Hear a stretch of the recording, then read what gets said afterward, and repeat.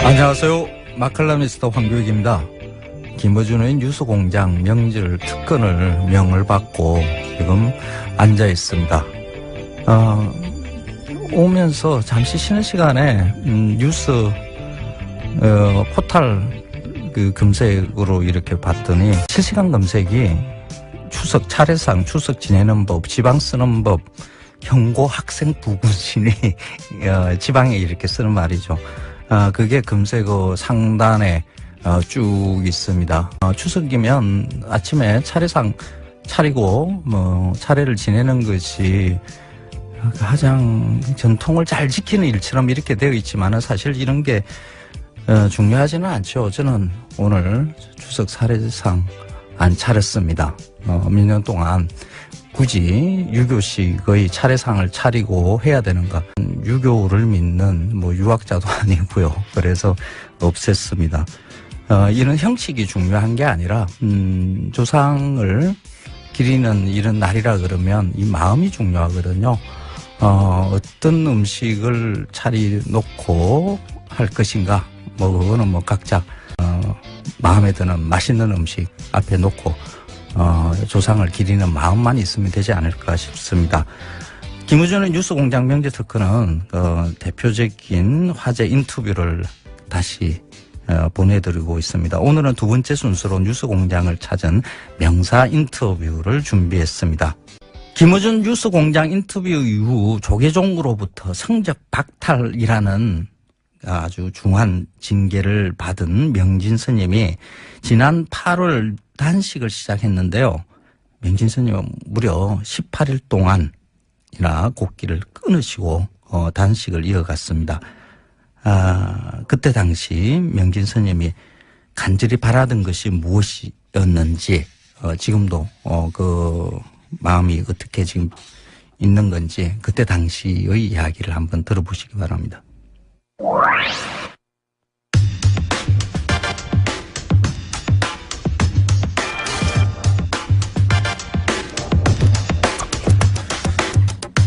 작년 뉴스공장과 인터뷰를 한 이유로 조계종으로부터 승적 박탈 처분을 받았다.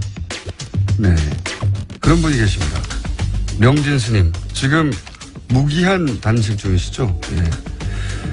전화로 만나보겠습니다. 안녕하세요, 스님. 안녕하지 못합니다.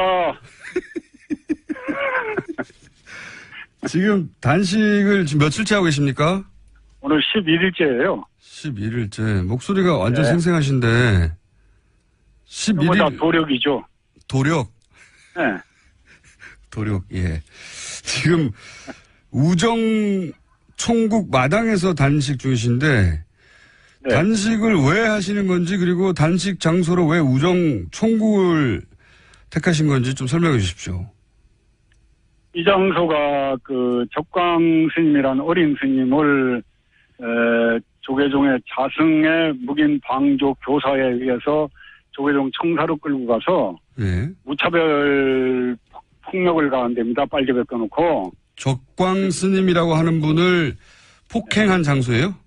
예, 자기 비리를 폭로하는 기자회견을 하겠다는 걸 막기 위해서 지하실로 끌고 들어가서 고문을 한 거죠. 빨개 벗겨놓고 목을 조르고 피가 나도록 뜨도록 하고 해가지고. 빨개 벗겨놓고요? 예, 그렇죠. 오호. 그러니까 지금 말씀은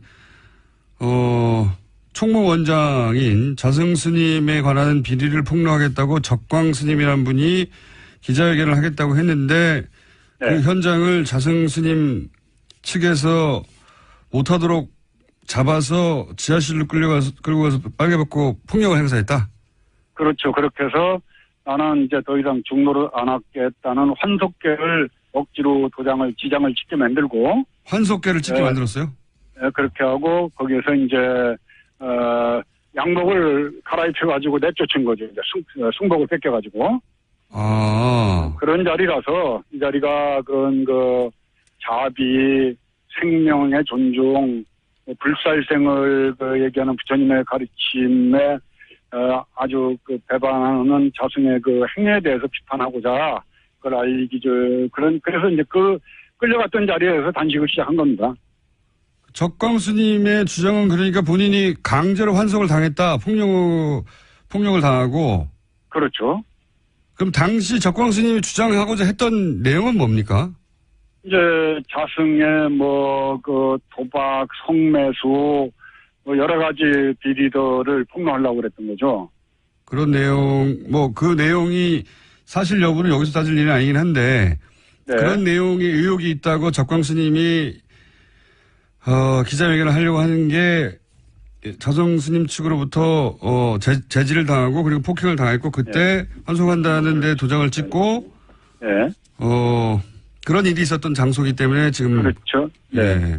그럼 지금 적광스님은 정신병원에 입원했다가 정신병원이요? 그게 4년 전 일인데 정신병원에 입원해 있다가 이제 얼마 전에 퇴원해서 통원 치료를 받고 있고 지금도 정신질환을 앓고 있는 거죠. 그 맞은 후유증으로.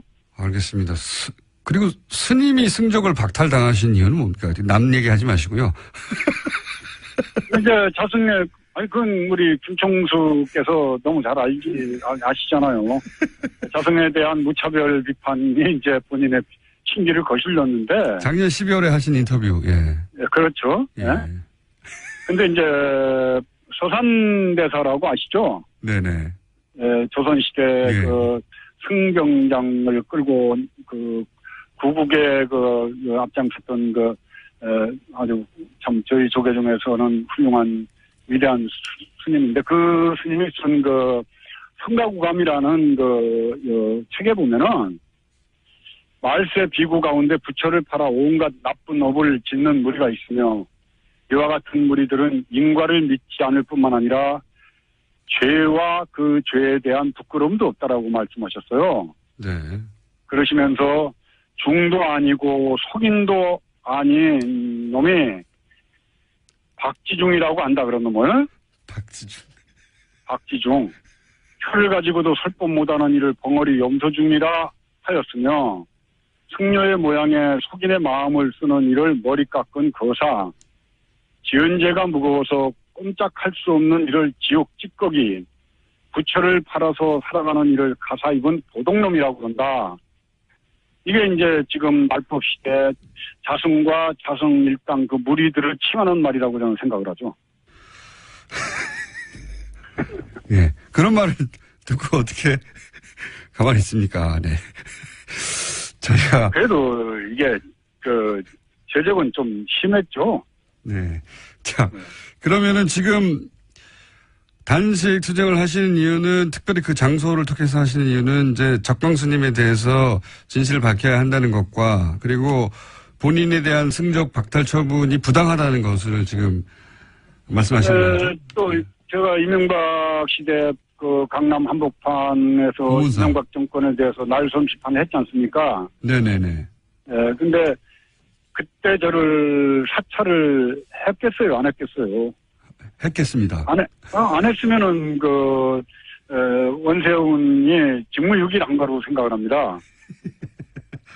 근데 사찰을 한 내용이 아마 일정한 부분은 확인이 된 걸로 알고 있습니다. 국정원 적폐청산 TF에서 이제 보훈사 퇴출에 국정원이 개입을 했다. 네. 자세한 내용은 아니지만은, 네. 저를 사찰했다는 그런 근거들이, 정황들이 있는 걸로 저는 얘기를 들었어요. 제가 아는 바로는 MB 정권의 고인사, 언론사 간부 등의 증언에 따르면은, 국정원이 보훈사에서 스님을 퇴출시키기 위해서 전단팀을 운영했고, 그리고 정기적으로 보고서를 작성했다. 이런 일들이 추정되고 있다. 이런 이야기가 좀 나오고 있습니다. 예. 예.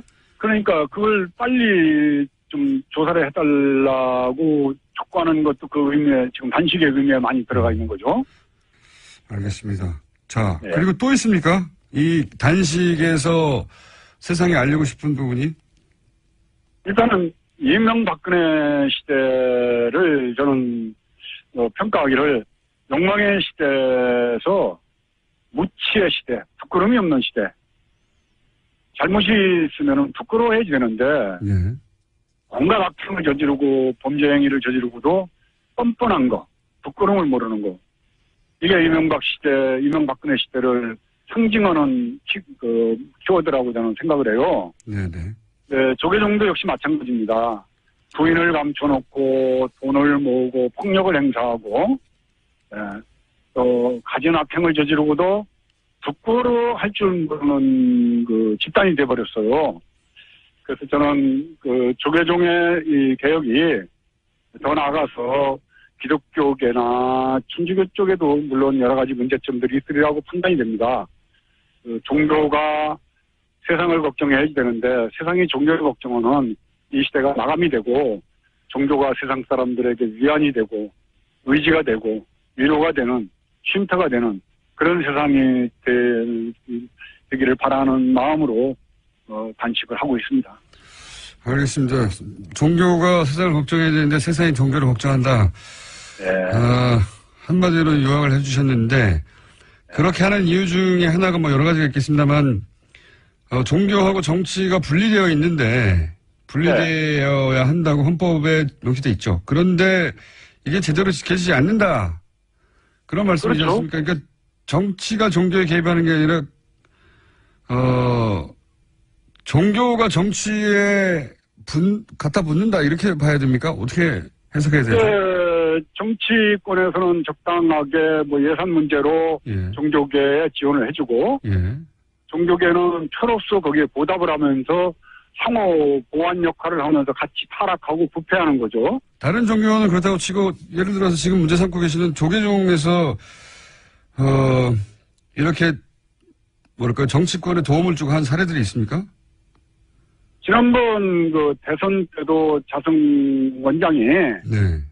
아마 뭐 안철수 캠프에도 또 문재인 그 후보 캠프에도 다 사람들을 넣고 여러 가지로 정치적 작업을 하면서 도와준다라고 이렇게 약속을 한 걸로 제가 확인을 하고 있습니다. 지난 대선 때는 그럼 어떻습니까? 지지난 대선이나 뭐 2007년이나 뭐 2000.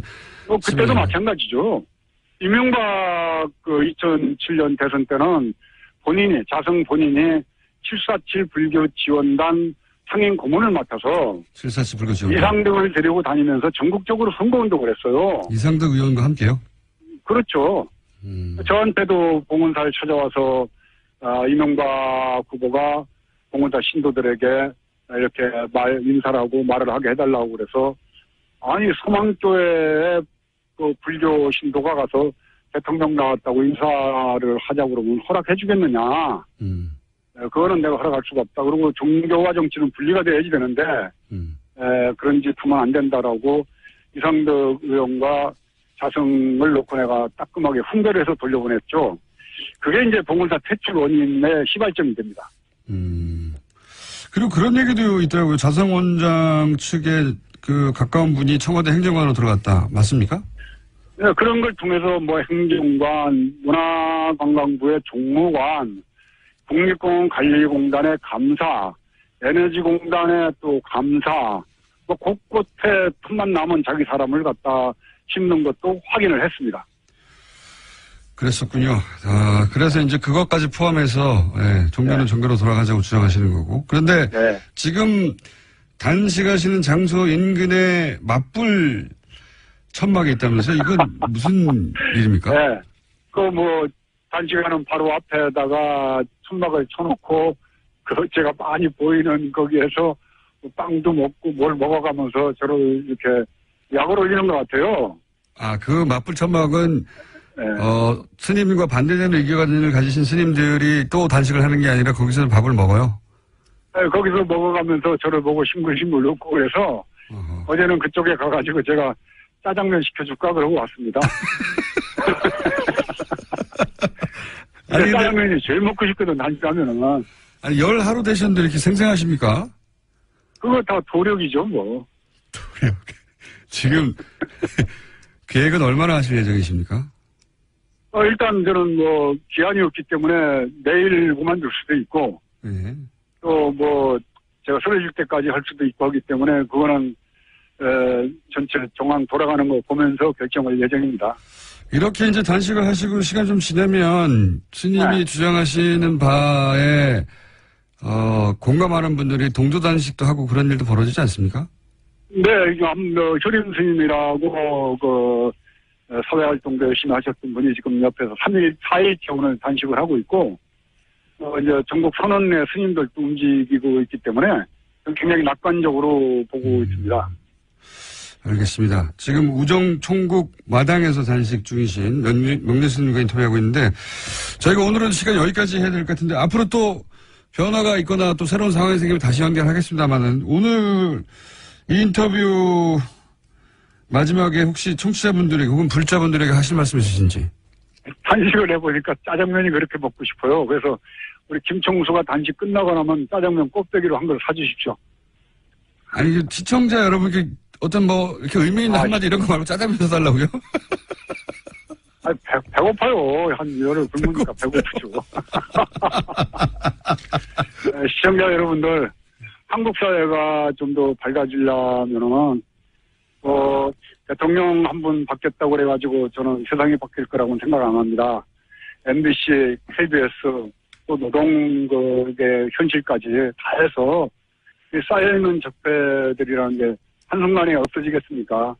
각국 각처에서 정말 우리가 어둡고 정말 음습하면서 어려웠던 과거의 이 부패들을 청산하는데 앞서 나가는데 제가 조계종부터 개혁을 해서 여러분들에게 정말 정의가 이기는 모습 꼭 보여드리겠습니다. 성원해 주십시오. 감사합니다. 알겠습니다. 오늘 말씀 감사합니다. 네, 감사합니다. 건강하시고요. 네. 지금까지 명진 스님이었습니다. 네. 명진 스님께 지지를 보내고 싶은 청취자분들은 시민 108만 명 서명운동을 하고 계시다고 하니 거기 동참하시면 될 것 같고요. 그리고 저희는 반론기도 항상 고정하고 있습니다. 맞불 텐트에 계신 분들이나 혹은 자승 스님 쪽에서 반론이 있으시면 연락 주십시오. 항상 반론권을 보장합니다. 단식 10하루째 나는 날에 명진 스님의 목소리라고는 믿기 힘들 정도로 이렇게 힘이 있고 강단이 있습니다. 역시 노력이 대단하신 분입니다. 예비 단식까지 포함해서 19일 동안 곡기를 끊으셨다고 해요. 그 이후에 건강이 많이 악화돼서 주변 분들이 만류하는 일들이 있고, 워낙 몸이 건강이 안 좋으신 상태라서 응급차량에 실려가시면서 단식을 끝냈습니다. 먹을 것을 거부하는 단식은 생존 본능조차 의지로 이겨내는 장엄한 저항선언이다. 상대를 해치기보다 자신을 먼저 희생하는 자비의 마음이기도 하다. 명진 스님이 단식을 하고 있을 때 한 불교단체에서 내놓은 성명서에 이런 내용이 있습니다. 남을 해치기보다는 스스로 자신을 희생하는 그런 자비의 마음에서 나오는 단식이죠. 명진 스님 건강 많이 회복하시고요. 짜장면 드시겠죠? 뉴스공장에 또 찾아주시면 고맙겠습니다.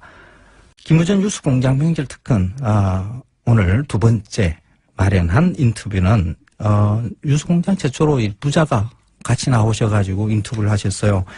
굉장히 재밌었습니다. 요즘 축구가 인기 없는 이유에 대해서도 설명을 해 주셨는데, 한국 축구의 전설이죠.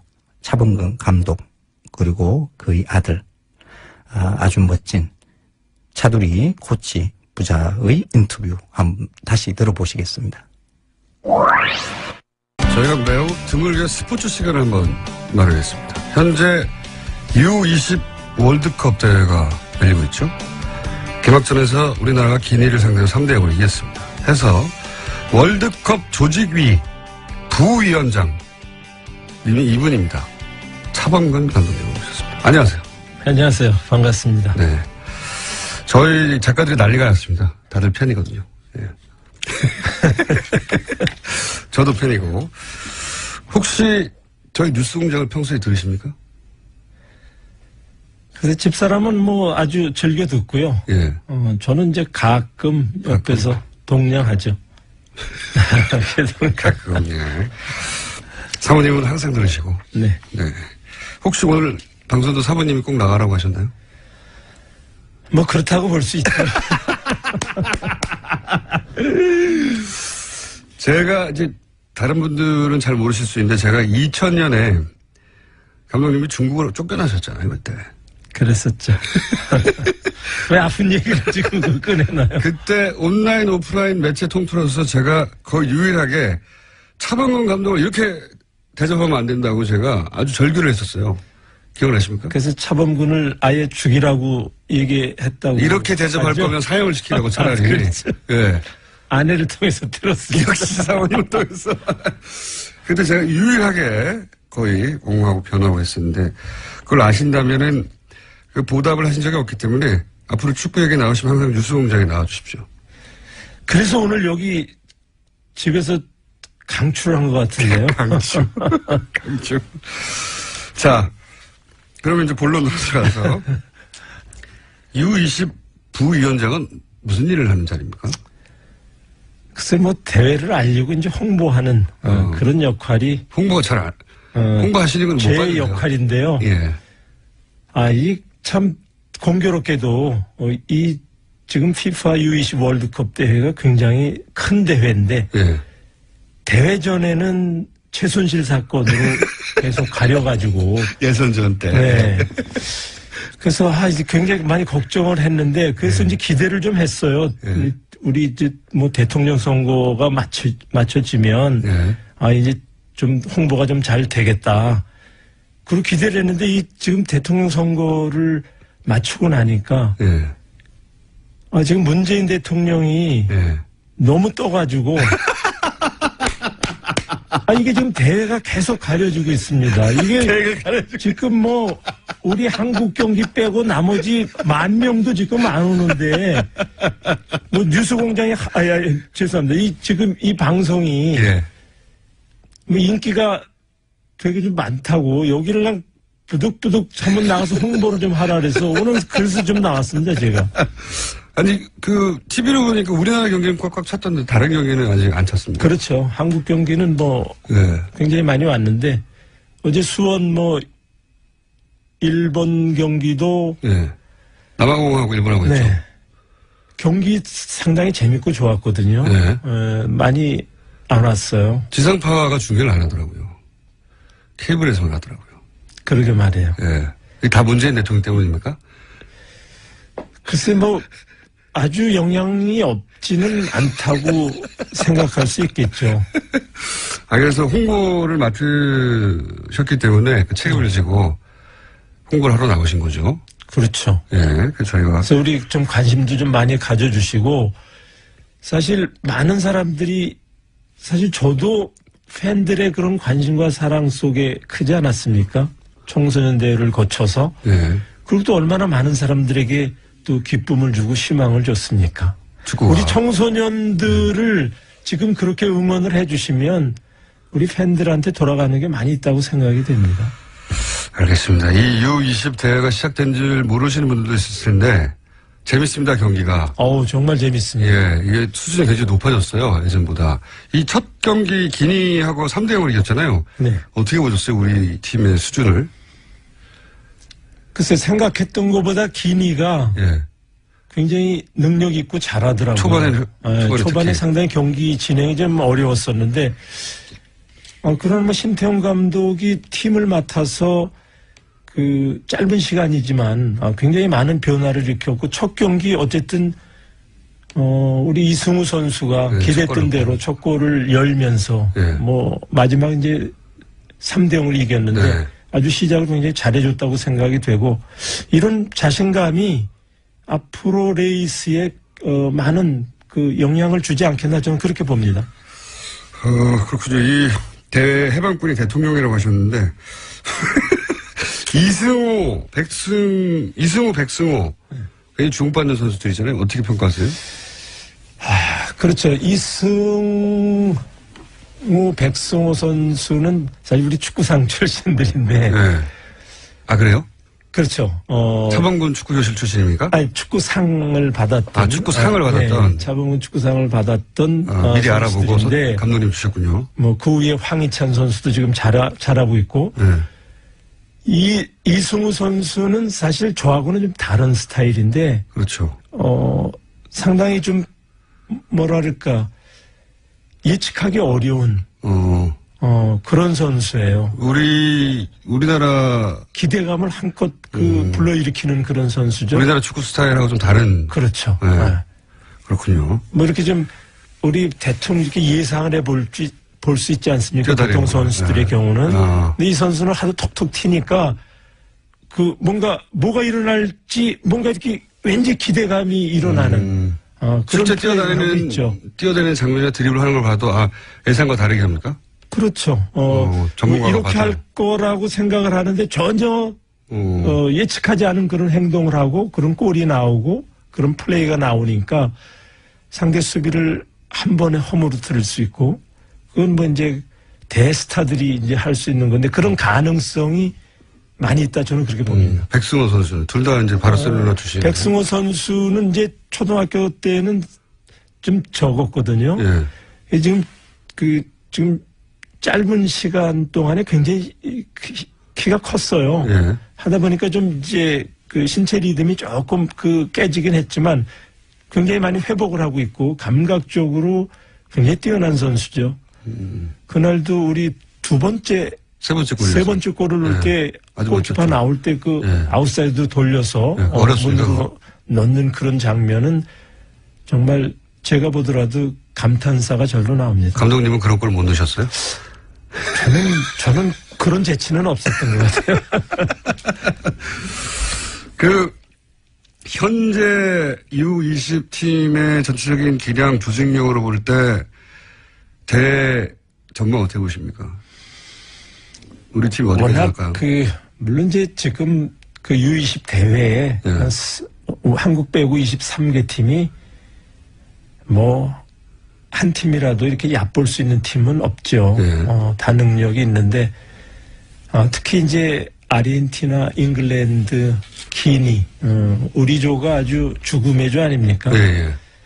또 실제로, 잉글랜드, 아르헨티나전을 보니까, 아르헨티나가 잉글랜드에 3대0으로 지긴 했지만, 역시 만만한 팀이 아니더라고요. 그래서 저는 예선전을 잘 넘기면 이미 조 추첨 때도 얘기를 했지만 저는 4강 이상 성적을 내심 기대하고 있습니다. 일본 항상 전통의 라이벌인데 일본 경기는 어떻게 보셨어요? 어제 일본 경기 있었는데 일본 기대감은 어떻습니까? 일본은 우리하고는 좀 다른데 우리는 좀 더 파괴력이 있고 글쎄 어쨌든 공격을 만들어가는 그런 과정이 아주 부드럽고 섬세하고 이런 부분이 우리하고는 조금 좀 다른 것 같아요. 전통적으로 미들이 강하다 항상 일본은 여전히 그런가요? 수비에서부터 공격을 전환해 가는 그런 플레이가 요즘에 선진 축구에게 조별 축구를 우리가 많이 얘기를 하는데 아주 전형적인 그런 축구를 하고 있고 마무리 과정이 조금 아쉽긴 하지만 얕볼 수 없는 우리하고 붙으면 어떻게 될까요? 한 번 이기고 한 번 진 것 같은데 제 기억엔. 글쎄 이제 우리가 저기 홈이니까 지금과 같은 그런 기세라면 전 충분히 압도할 수 있다 이렇게. 자, 이 U20 이야기는 일종의 이제 저희 미끼죠. 미끼고 본론 중에 하나는 지난주에 손흥민 선수가 말이죠. 21골을 넣었어요. 그래서 온 언론에서 이제 차범근을 넘어섰다느니 이런 얘기를 하고 있습니다. 저 개인적으로는 어림도 없다라고 생각하는데 아직 개인적으로는 그렇게 생각하지만 당사자 얘기를 직접 들어봐야 되는 게 아니냐. 그래서 제가 또 모신 것이기도 하거든요. 저 요새 그런 질문도 많이 받고 엄청 많이 받으시죠. 공식적으로야 정말 재밌습니다. 그리고 숨겨져 있는 이름을 자꾸 이렇게 우리 손흥민 선수가 들춰주니까 너무 좋아요. 손흥민 덕분에 차범근 이름이 계속 나오기 때문에 그래서 앞으로 우리 손흥민 선수가 숨겨진 그런 것들을 굉장히 많이 찾아줄 것 같은 기대감이 있습니다.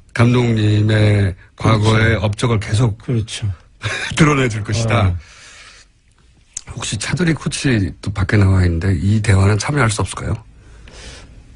글쎄, 제 3자가 아무래도 좀 보는 그러니까요. 당사자보다는 그래도 밖에 계시는데 저희가 들어오실래나 안 들어오실래나?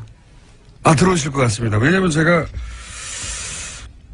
여러 가지 전문적인 질문을 할 생각이거든요. 야, 이거 오늘. 아니, 차 운전하고 오셨는데 오신 김에 놀면 뭐 하나요? 네. 탐탁지 않은 표정으로 강제로 끌려 들어오신 차두리 코치님 안녕하십니까? 네, 안녕하세요. 네. 제가 뭘 여쭤보려고 하면 차범근 선수가 뛴 분데스리가하고 손흥민 선수가 뛴 분데스리가의 차이점. 이거는 이제 분데스리가에 뛰어보셨잖아요. 네. 선수 시절에. 그래서 평가를 좀 해주세요. 차이가 있죠. 많은 차이가 있는 것 같아요. 네. 네. 그때 당시만 해도 이제, 지금으로 말하면 옛날이고. 네. 근데 옛날이다 보니까 이제 이 용병 제한이 있었습니다. 그래서 네. 각 팀마다, 외국 선수는 3명밖에 쓸 수가 없었기 때문에. 2명. 2명. 네. 합의해 주시고 2분이. 2명. 그러다 보니까 이제 각 팀마다 정말로 엄선을 해서 최고의 용병을 뽑았었죠. 네. 네. 그러나 이제 지금은 이게 굉장히 조금 많이 룰이 완화가 돼서 이제는 독일 선수가 거의 없는 팀들도 있고 베스트 11 중에 네, 이렇게 여러 유럽 각지에서 선수들을 끌어서 이제 선수를 구성하다 보니까 좀 많은 차이가 있는 것 같아서 그때 당시에 아무래도 아버님이 독일에서 뛰었을 당시에는 용병 선수라 그러면 이제 외국 선수라 그러면은 굉장히 가치가 높았었죠. 지금보단 조금 더. 그래요? EU 선수들도 지금은 외국 쪽으로 안 보잖아요. 그렇죠. 우리 때는 통합해서 딱 둘만. 딱 둘만. 그래서 최고의 선수들만 들어갈 수 있었다. 그렇죠. 들어가기 어렵죠. 아시아적 선수는 더더욱 들어가기 어렵고. 분데스리가에서 주전으로 뛴 최초 한국 선수 아니십니까? 그렇죠. 네. 문을 연 선수죠. 경기 골을 넣는 난이도로 보면 어떨까요? 당시에 전술이나 여러 가지 요소가 작용했을 텐데 골을 넣기가 더 힘들었다. 아니다. 이렇게 보면. 전지마시네. 네네, 일단. 전 골을 많이 안 넣어봐서. 이거 어떻게 하면은, 이제 지금 이야기하는 두 선수는 저와는 굉장히 거리가 멀고, 이렇게 다른 세상 선수들이기 때문에, 흥민이가 1년 동안 넣었던 골이 제가 독일에서 10년 통산 넣었던 골보다 더 많으니까. 그러나, 굉장히 아버님 때보다는 템포가 빨라졌죠. 거칠어지고 축구가 굉장히 피지컬도 더 선수들이 강해졌기 때문에 어느 시대가 더 어려웠다라고 말하기는 힘들지만 지금 분명한 거는 아버님이 그때 당시에는 굉장히 아시아인으로서 어마어마한 일을 해냈던 거고 지금 손흥민 선수도 똑같이 아시아 선수로서 또 세계 탑 리그에 가서 탑 선수들과 경쟁을 하면서 사실 주말마다 경기장에 나가는 것 자체가 토트넘에서는 굉장히 쉬운 일이 아닌데 그 선수들 사이에서 거기서 주전으로서 계속해서 선발로 나와서 경기 나오는 것도 대단한데 이제 그것도 넘어서서 이제 골까지 이렇게 많이 넣어주는 거는 정말 저희 대한민국 사람들은 굉장히 자랑스럽게 생각해야 될 거라고 생각합니다. 우리 때는 이제 맨투맨 수비를 해가지고 따라다녔기 때문에 사실 쉽지가 않았어요. 골을 넣기 더 어려웠다 그때가. 그렇죠. 따라다녔거든요. 태클도 더 심했죠 그때가. 그래가지고 하도 나를 잡아뜨려가지고 이제 슈투트가르트하고 경기를 하는데 그 슈투트가르트의 센터업이 카라인드 페어스터라고 독일 국가대표 맨투맨 수비수거든요. 난 한 10번 정도 잡아뜨리더라고요. 한 경기에서? 네. 그래서 태클 한 번 딱 했더니 옐로 카드를 나한테만 내밀더라고요. 상대가 한 거는 옐로 카드를 안 주고요. 그게 10년 동안에 제가 딱 옐로 카드 하나 받은 게 바로 그때 사건입니다. 10번 당하고 화가 나가지고 한 번 했는데. 그러니까 심판 판정에 있어서도 눈에 보이지 않는 불리함이 있었다. 그리고 독일 국가대표하고는 아무래도 우리하고는 좀 그런 어딘지 모르게 그런 게 좀 있죠. 있었죠. 그리고 이제 맨투맨이었기 때문에 그때는 힘들었죠. 훨씬 더 골을 넣기가 힘들었다. 그렇죠. 공격수들이. 네. 그렇기 때문에 감독님의 골이 훨씬 더 가치가 순도가 높은 거죠. 아니 그렇게 얘기할 수는 없고. 아니 골 수도 비교해보니까 그때보다 요즘 골이 더 많이 들어가더라고요. 일단 이제 뭐 그 부분 좀 저도 이제 제 아버지이기 때문에 네. 조금 한 가지 얘기를 하자면 이제 본래 유럽은 이렇게 여러 가지 대회가 있잖아요. FA컵도 네. 있고 리그 경기도 있고 챔피언스 리그도 있기 때문에 여기서는 가장 먼저 치는 게 이제 리그에서 넣은 골이 가장 중요하게 쳐요. 그래서 지금 왜냐하면 사실 FA컵 같은 경우는 그렇죠. 1회전에서 약한 팀을 만나기 때문에 그렇죠. 아주 약한 몰아넣기가 가능하거든요. 아마추어도 있고. 그렇죠. 그래서 이제 사실 FA컵 이제 지금 챔피언스가 커졌기 때문에 뭐 좀 또 저게 있기 때문에 리그 경기에서 넣은 골이 사실 그 공격수의 가치를 가장 그렇죠. 많이 증명을 하거든요. 근데 그 부분에 있어서는 아직까지는 안 깨진 거죠. 아버님이 앞서 있기 때문에 이제 우리 아들이 나를 대변해. 흥민이가 그걸 또 동기부여 삼아서 그 기록마저도 깨서 아버님이 자꾸 좀 이름이 올라가고 다시 어린 친구들한테 초등학생들한테도 차범근이라는 사람이 어떤 사람인가 자꾸 좀 알려줬으면 좋겠어요. 이건 어떻습니까? 당시 분데스리가가 세계 최고의 리그였다라는 말들을 지금은 하잖아요. 사실인가요? 그렇죠. 그때 우리가 우에파 4강전에 다 독일 팀이었어요. 네 팀이 다. 지금으로 치면 챔피언스 간접적으로, 그렇죠. 간접적으로 얘기하면 이제 그거를 통해서 우리가 알 수 있죠. 4강이 다 독일 팀이었군요. 네. 세계 최고의 리그 맞아요. 그렇군요. 거기서 리그에서는 골을 아직 손흥민 선수가 깨지 못하고 있다. 그러나 뭐 조만간에 깨질 거예요. 왜냐면 나는 26살에 가서 한 36살까지 공격수로는 내가 한 6년 반 정도 뛰었고 나머지 이제 수비 쪽으로 내려와서 넣은 거니까 지금 손흥민 선수가 19살에 가서 지금 26? 지금 뭐 한참 좋을 때니까 충분히 넘어갈 수 있죠. 계속만 뛴다면. 골을 넣을 때마다 한편으로 그런 생각하십니까? 넘어가지 마라. 아니. 그게 섭하게 그런. 만약에 감독님 지금 현재 그러니까 그때의 기량으로 지금 현재 EPL에 가면 어떨까요? 일단 아들의 평가를 듣고 싶습니다. 그때 기량과 그때 스태미나 그때 피지컬로 지금 EPL에 간다. 플레이 스타일은 굉장히 EPL하고 맞는 플레이 스타일이죠. 스페인 쪽보다는 EPL 쪽하고 굉장히 어울리죠. 스피드가 있고 굉장히 파워풀하고 이렇게 돌진해서 나가는 그런 공격수이기 때문에 뭐 흥민이만큼 손흥민 정도는 중간에 이게 끊겨버렸는데요.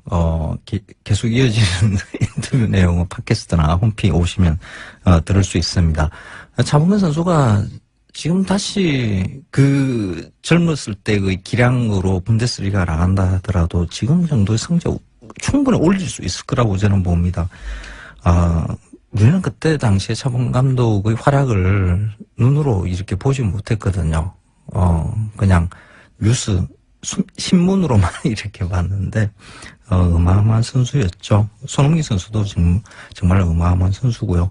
뭐 국정농단 탄핵 대선 뭐 이런 뉴스들 때문에 뉴스 공장이 축구 얘기나 뭐 야구 뭐 이런 이야기를 갖다가 거의 하지를 못했습니다. 김우준 뉴스 공장에서도 이런 축구 야구 스포츠 뉴스들 이야기들 많이 하는 그러면 좀 좋겠습니다. 고속도로 상황 알아보겠습니다. 한국도로공사 김혜란 리포터입니다. 네, 고속도로 기존의 정체 구간을 중심으로 차량대 속도 크게 떨어져 있습니다. 외곽 쪽으로 총 150km 구간이 정체인데요. 경부고속도로와 서해안고속도로 위로 교통량 몰려 있습니다. 먼저 경부고속도로 부산 쪽으로 서울을 빠져나와서는 죽전부터 정체가 시작됩니다. 신갈분기점까지 어렵고 다시 기흥 동탄에서 오산 부근까지 더디게 지납니다. 충청권으로도 교통량이 꾸준한데요. 안성에서 입장 부근, 천안에서 천안분기점, 다시 목천 부근에서 천안 천안 휴게소까지 총 19km 구간이 밀립니다. 이 밖에 천안 논산간 고속도로 논산 쪽으로는 남천안부터 속도가 안 나는데 차량 터널 통과하는 데까지 10km 구간이 어렵고요. 서해안 고속도로 목포 쪽으로는 금천과 비봉 지나기도 어렵지만 발안에서 서해대교까지 17km 구간에서 교통량 집중되어 있습니다. 고속도로 정보였습니다. 국도 상황 알아보겠습니다. 경기도 교통정보센터 박유미 리포터입니다. 네, 이제 구간 차가 늘기도 하고요. 중부고속도로 주변으로는 짧은 구간이지만 밀리기 시작했습니다. 3번 국도 장원 방면으로 광주 쌍동 나들목을 통과할 때 정체인데 시속 20km 미만의 속도고요. 이천 지남 삼거리와 선읍 삼거리에서는 충주 쪽으로 구간 서행입니다. 이렇다 보니까 17번 국도에서도 용인 지역을 통과할 때 전체적으로 소통량이 많습니다. 평창리와 원삼 사거리, 가재원리까지 모두 진천 쪽으로 차 간격이 좁고요. 서해안 고속도로 옆으로는 39번 국도 당진 쪽의 흐름이 원활합니다. 아산만 방조제를 전후로 아직은 밀리는 곳 없이 수월하게 이동하고 더불어 교차하는 34번 국도, 32번 국도, 삽교천 방조제와 당진 나들목 부근 지나기도 좋은 상태입니다. 경기도 교통정보센터였습니다. 서울 시내 상황입니다. 서울경찰청 곽자연님. 네, 서울시내 추석 당일인 만큼 일찍부터 움직이는 차들이 많습니다. 30분 전보다 차가 많이 늘었습니다.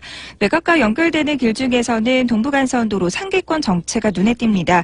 수락 지하차도와 월계 1교 사이 양방향 이동하는데 20분 정도 걸리고요. 의정부 쪽으로는 원릉교부터 속도가 떨어집니다. 북부간선도로는 묵동 나들목을 중심으로 신내 나들목과 하월곡 쪽으로 각각 속도를 줄이고 있고요. 내부순환로는 성산대교 쪽으로 정릉동 일대 서행이고 성수대교 쪽으로는 이제 연희램프에서 홍지문 터널까지 정체라 이 구간 통과하는 데는 20분 정도 걸리고 있습니다. 김어준 뉴스 공장 명절 특근 도움 주시는 분들 소개해드립니다. 고향 가는 길 안전운전이 최고의 보험입니다. 득케인 손해보험 에듀카, 도착은 빠르게 가는 길은 편하게 U+, 원대비, 귀성길 피곤할 땐 든든한 비락스키로 재충전, 깨끗하고 안전한 에너지로의 전환 한국지역 난방공사, 국민과 함께하는 든든한 행복 에너지 한국전력, 생활 속 불합리한 차별 법제처에 신고하세요. 차별법령신고센터. 올해에도 가족을 위해 국가 건강검진 꼭 받으세요. 국민건강보험공단 서민의 약사님 안녕하세요. 혜인아. 김어준의 뉴스공장 명절특근 3부인데요. 지금 명사들과의 인터뷰 지금 계속 들어보고 있습니다. 난공불락의 롯데 남벽 등반에 도전 중인 산악인 홍석택 대장이 등반 준비를 하면서 도전하기 전에 뉴스공장을 찾았었습니다. 홍석택 대장과의 즐거운 만남 다시 들어보겠습니다.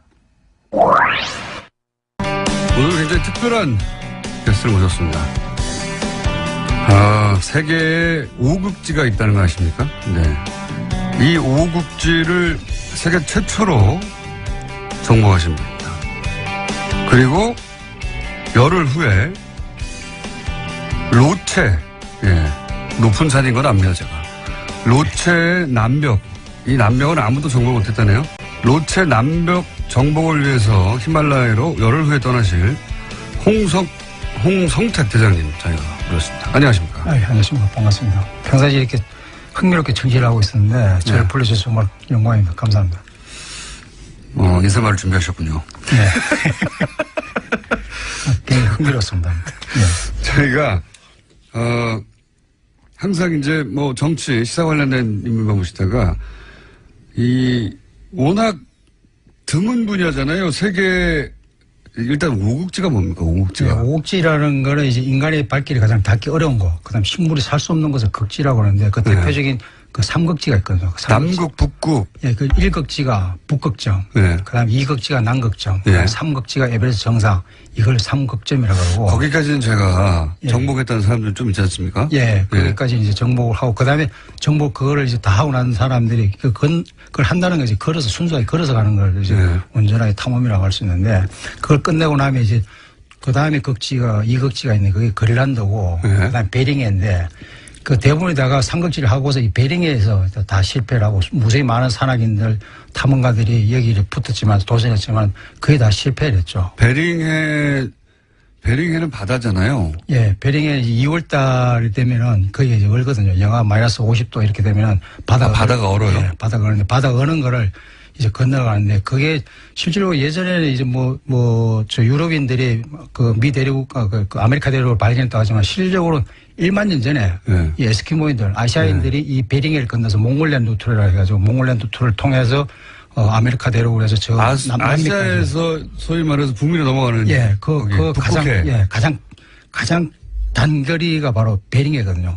그게 바로 이제 러시아하고 알래스카 그 사이에 있는 건데 거기를 이제 얼은 상태에서 건너가는 건데 완전히 얼어버린 바다 위를 걷는 겁니까? 예전에 1만 년 전에 얼었는데 지금 이제 지구 온난화 때문에 그 얼음들이 계속 깨지고 막 움직이죠. 흘러내리고 있고 얼음과 얼음 사이를 빠지면 바다 아닙니까? 그렇죠. 얼음과 얼음 사이를 거기를 왜 걸어가셨어요? 건너서 이제 건너는 건데 대부분 다 이 삼국지임을 끝내고 난 다음에 이제 자기의 탐험의 능력이나 이런 것을 평가받기 위해서 거기를 도전을 하는데 실질적으로 우리나라에서도 몽길 대장이나 박영석 대장이나 그다음에 허영호 대장이나 이런 형들이 여기를 갔지만 다 실패했었죠. 그래서 저는 운 좋게 이제 그게 왜 실패하는 거죠? 여기는 정말 어떻게 보면 탐험의 하이라이트이고 북극점 축소판을 할 수 있는 것이고 굉장히 다이나믹하게 움직이거든요. 얼음들이요. 얼음들이 움직이는 게 태평양 쪽으로 흘러내려가고 있거든요. 얼음을 흘러내려가고 있는데 흘러내려가는 거기를 이제 가로로 질러서 러시아에서 이제 알래스카로 건너가는 거거든요. 그래서 거기에 이제 비우적인 요소들이 굉장히 많습니다. 그걸 리드라 그러는데 이 얼음과 얼음 사이가 이제 바닷물이 생성되는데 거기 빠지는 경우도 있고 곰이 나타나는 경우도 있고 이 폴라베어 같은 경우는 북극곰들은 이 굉장히 또 영리하고 살아있는 모든 동물처럼 다 자기 먹잇감을 생각하고 끊임없이 자기가 한번 목표물을 설정하면은 이 곰들은 끊임없이 이게 저희들이 이게 그 뒤에서 쫓아옵니까? 예, 쫓아오면서 그것도 모습을 감춘 채 도망가다 싶으면 2, 3m 또 저 멀리서 보고 있고 100m 근간에서 따라오는 경우도 있고 그런 것들이 굉장히 스트레스죠. 북극곰이 쫓아오기도 했어요. 그렇죠. 그리고 이 곰이 우리는 미련한 곰이라고 얘기하는데 절대로 미련하지 않습니다. 이 곰이. 그러면은 그렇게 바다가 언 데를 걷다 보니까 그게 갈라져 가지고 거기 더 이상 못 가는 경우도 있고. 그렇죠. 이 얼음들이 계속 밑으로 흘러내리거든요. 흘러내리는데 우리는 그 옆으로 가로질러서 가야 되는데. 대부분에다가 이제, 탐험 한 7, 8일 때쯤 되면은 빠른 속도로 가만히 있으면 유빙이 흘러서 1시간에 3km씩 이렇게 떠내려가거든요. 가만히 있으면 자다가도 이제 일어나면은 태평양으로 이제 빠져가지고 조난이 되는 경우도 있고 예전에 그래서 박영석 대장 같은 영석형 같은 경우에도 그래서 구조되는 상황이 발생했고 그래서 그 이후에 제가 갔는데 어느 시점에 되면은 성택인들도 어느 시점에 빠른 속도로 떠내려갈 거다. 그때는 이때는 이거 어떤 상황에서 떠나야 돼. 떠나지 않으면 너 역시 나처럼 구조될 거다. 그 상황을 저에게 듣고서 가르쳐 준 거죠. 그래서 저도 어느 순간 그 당시에 블리자드 온 상태에서 눈보라가 막 치는데. 블리자드 온 상태에서 저희 13시간 정도를 걸었어요. 그리고 저희들 다 찰진하면서 힘이 싹 다 빠진 상태에서 밤이 돼가지고 텐트를 치는 텐트도 발이 너무 세게 보니까 텐트 칠 수가 없어가지고 온갖 노력 끝에 다 쳤는데 텐트 다 찢어지고 또 폴대도 부러지고 그런 상황에서 들어갔는데 밥에 먹을 힘조차도 남아있지 않은 상태가 된 거죠. 그래서 좀 쉬었다가 일어나가지고 밥을 해먹는데 대장님 마이크가 자꾸 귀로 가고 있습니다. 예. 그래서 밥을 해먹고 나니까 이게 떠내려가는 거죠. 영석이 얘기한 그 시점이 바로 여기구나. 그래서 가야겠다. 안 그러면 우리는 여기서 조난 당할 거냐 아니면 성공할 거냐 그 두 가지 기로에 있어서 밥 먹을 동안에 대원들 얘기를 안 했죠. 떠나야 되나 아니면 여기서 그냥 구조되는 거냐. 그래서 생각하고 한참 고민 끝에 밥 다 먹고 우리 이런 상황인데 떠나야 자지 말고 가자. 오히려 걷자. 그러니까 대원 다 한마디 얘기도 없이 다 준비하겠습니다라고 그래 다시 떠나는 거죠. 그래서 베링해협을 그렇게 도보로 걷는데 얼마나 걸립니까? 그게 80km, 직선거리는 80km 정도 되거든요. 그래서 저희들이 걸었던 거는 7박 8일에 건넜습니다. 건너서 마지막 첫 번째 마을이 마이크가 점점 길어 가고 있습니다, 대장님. 그 우엘레라는 곳이 도착을 했는데 거기에 우엘레에서 마을이 저희들을 도착하는 거 보고서 당신들 어디서 왔느냐 그래서 러시아에서 건너왔다. 난 너희들이 어디서 온 사람인 알고 있다. 뉴스를 통해서. 근데 정말 너희들이 여기서 건너왔다니까 이 사람이 믿지를 않는 거예요. 그러고 난 다음에 너희들 잠시만 기다리라고 해서 막 마을로 들어가가지고 마을에 들어가서 거기 책임자를 불러와가지고 저희들 만난 거죠. 에스키모. 예, 에스키모인들이 거기에 사는 이후로는 처음으로 건너가신 거예요? 예, 그렇죠. 그게 제가 공식적으로 처음입니다. 그때가. 이야. 며칠 걸리셨다고요? 7박 8일 걸렸습니다. 7박 8일 동안? 예. 그게 정말 이게 엄청난 강경이. 이게 에베레스트 가는 것보다 힘들었습니까? 예. 물론 이게 두 가지 다 에베레스트 히말라야 등반 같은 경우에 수직 등반으로 위로 올라가는 거고, 이게 탐험 같은 경우에 수평 등반인데, 등반 방식이라든지 이런 거 패턴이 좀 많이 틀리죠. 장르 자체가 많이 틀리는데, 그거를 이제 두 장르를 오간 우리나라에서는 이렇게 두 장르 오간 탐험하고 등반한 사람 별로 없었죠. 허영호 선배나 뭐 영석영이나 이런 형들밖에 없었는데, 그 형들은 이미 다 은퇴하고, 또 영석영 같은 경우에는 안남포 남백에서 논사태로 아직까지 못 돌아오고 있고. 올라갈 때 다 올라가고 나서 왜 또 옆으로 걷죠? 그건 어디까지 좋아서 하는 거고요. 왜 좋습니까, 그게? 저도 해보고 싶긴 한데. 예. 에베레스트에 가고 싶긴 해요. 하지만, 제가 못 가겠죠? 나는 누구나 다 갈 수는 있습니다. 갈 수는 있고, 베이스 캠프까지 누구나 갈 수 있고요. 사실상 베이스 캠프에 가나 보는 저는 꼭 권하고 싶은 게, 이 고소 적응 때문에 좀 힘들지만은 그 반면에 이제 이 몸에서 건강에 이런 부분에서 굉장히 도움이 됩니다. 예를 들면 이제 고소 증세 이런 것들 때문에 특히 이제 좀 살이 좀 찌고 계신데 가면서 고생 엄청나게 할 겁니다. 그 반면에 트레킹 한 15일에서 20일 정도 하시면은 제가 볼 때는 몸무게는 한 7, 8kg는 그냥 빠질 겁니다. 많게는 한 10개 정도 빠질 수 있고요. 네. 근데 다 빠집니다. 빠지는 건 알겠는데 에베레스트 정상까지 제가 갈 수 있을까요? 정상까지는 못 가겠습니까? 근못 들어서 간다는 거 이런 것들은 안 되는 거고. 헬기로 안 될까요?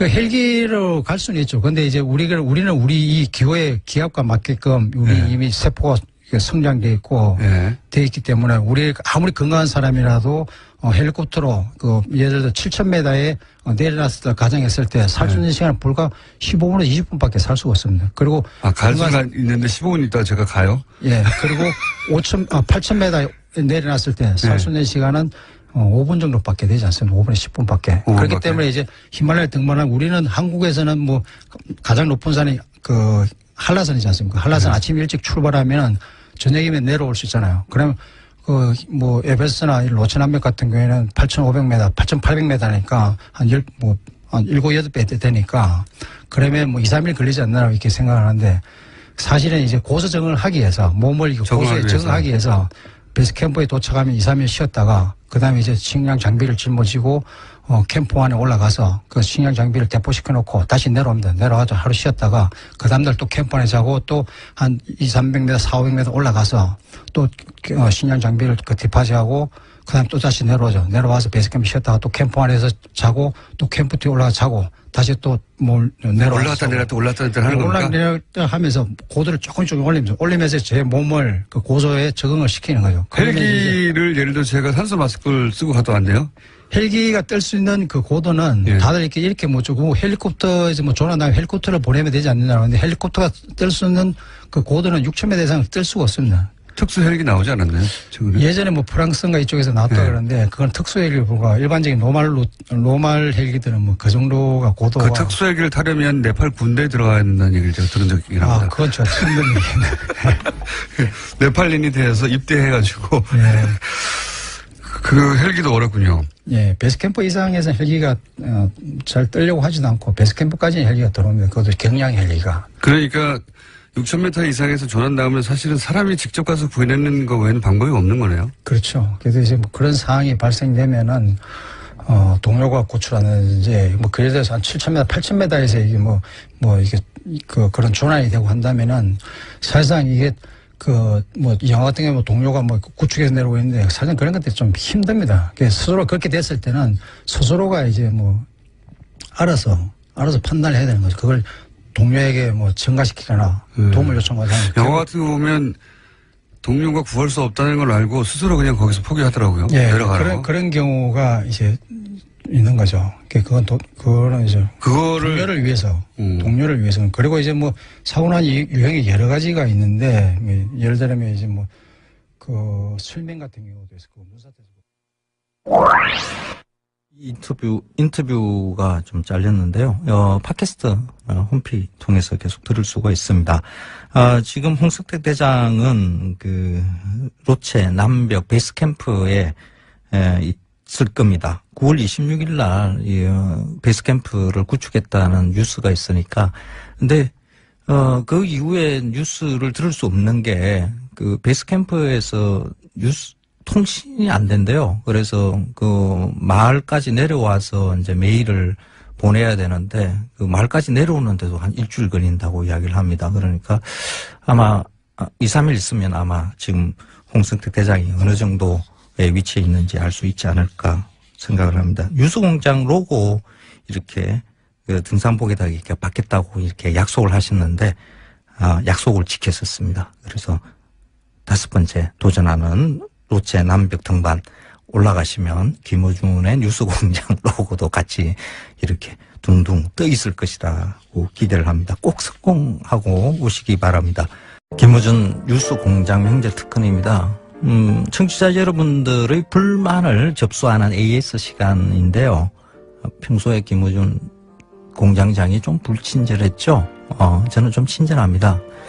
인간이 다릅니다.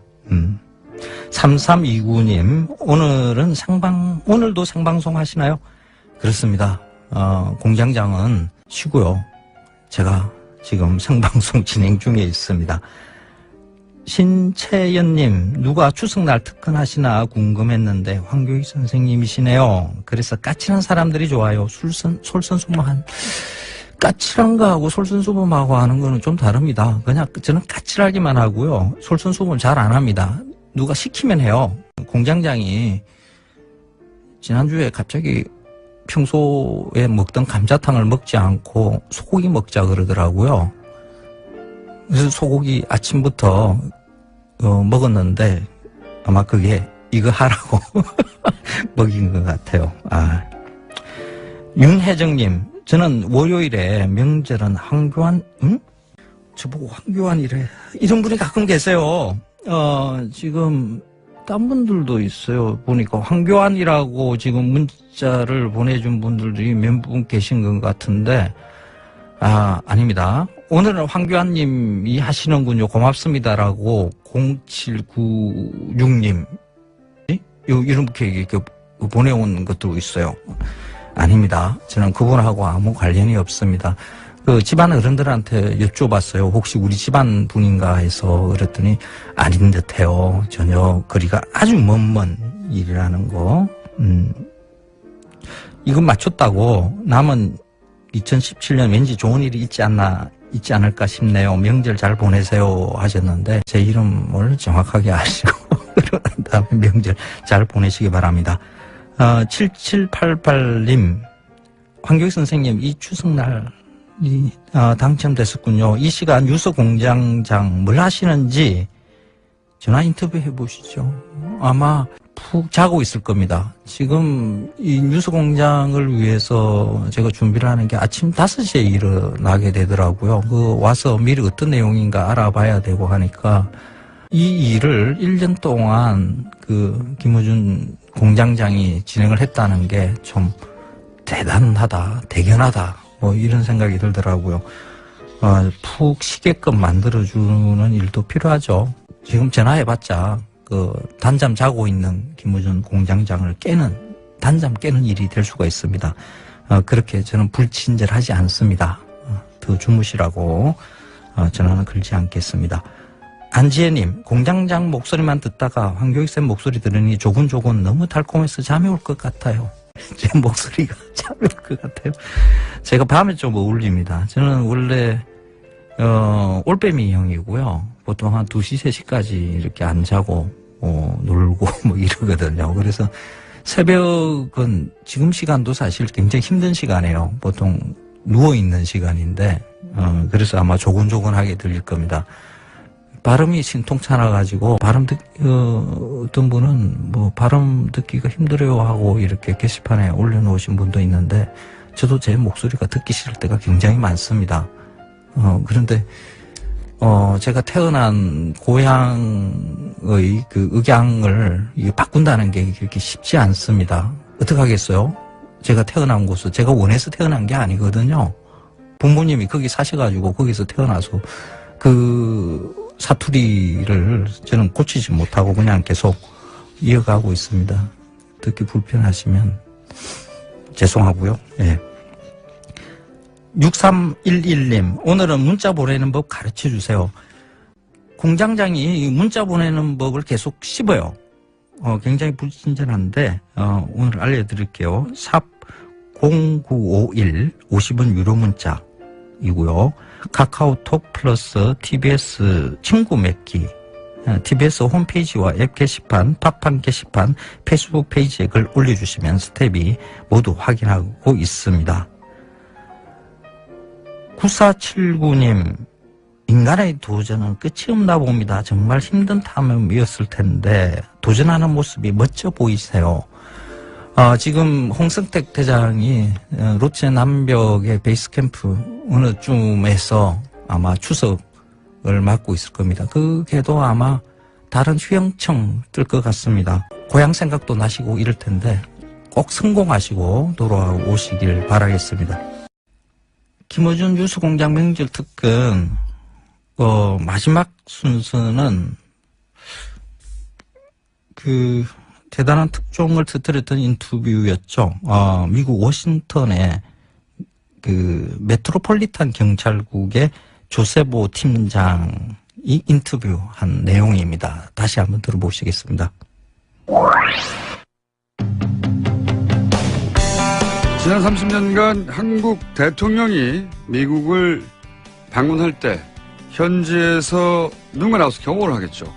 그 경호를 맡아온 한국의 경찰, 미국 수도 워싱턴 메트로폴리탄 경찰국에서 32년째 근무해서 아시아계 최장기 근속 기록을 가지고 있습니다. 아침 한국에 오셔가지고 저희가 모셨습니다. 조셉 오 팀장님. 네. 네, 스튜디오에 직접 나오셨습니다. 안녕하십니까. 안녕하십니까. 네.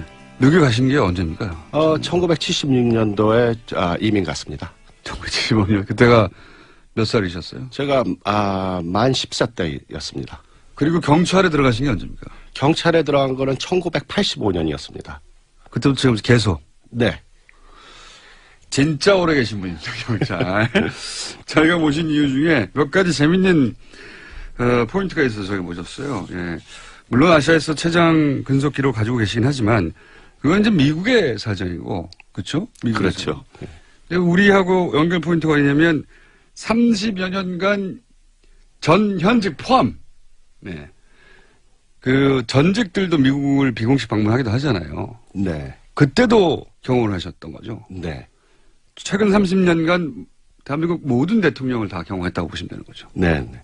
맞습니다. 현직일 때와 전직일 때 모두 포함하여. 네. 또 한 가지 제가 좀 이따가 언급할 텐데, 지난 2013년 박근혜 전 대통령이 첫 방미를 했을 때 윤창중 청와대 대변인 성추행 사건이 있었죠. 최근에 다 사실무근이라며 윤창중 씨가 다시 복귀했습니다만 그때 그 사건을 직접 담당했던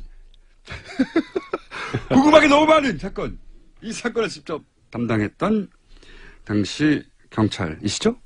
네, 그렇습니다. 네. 본인의 팀에서 수사한 거죠? 네. 내막을 알고 있다. 내막을 알고 있다.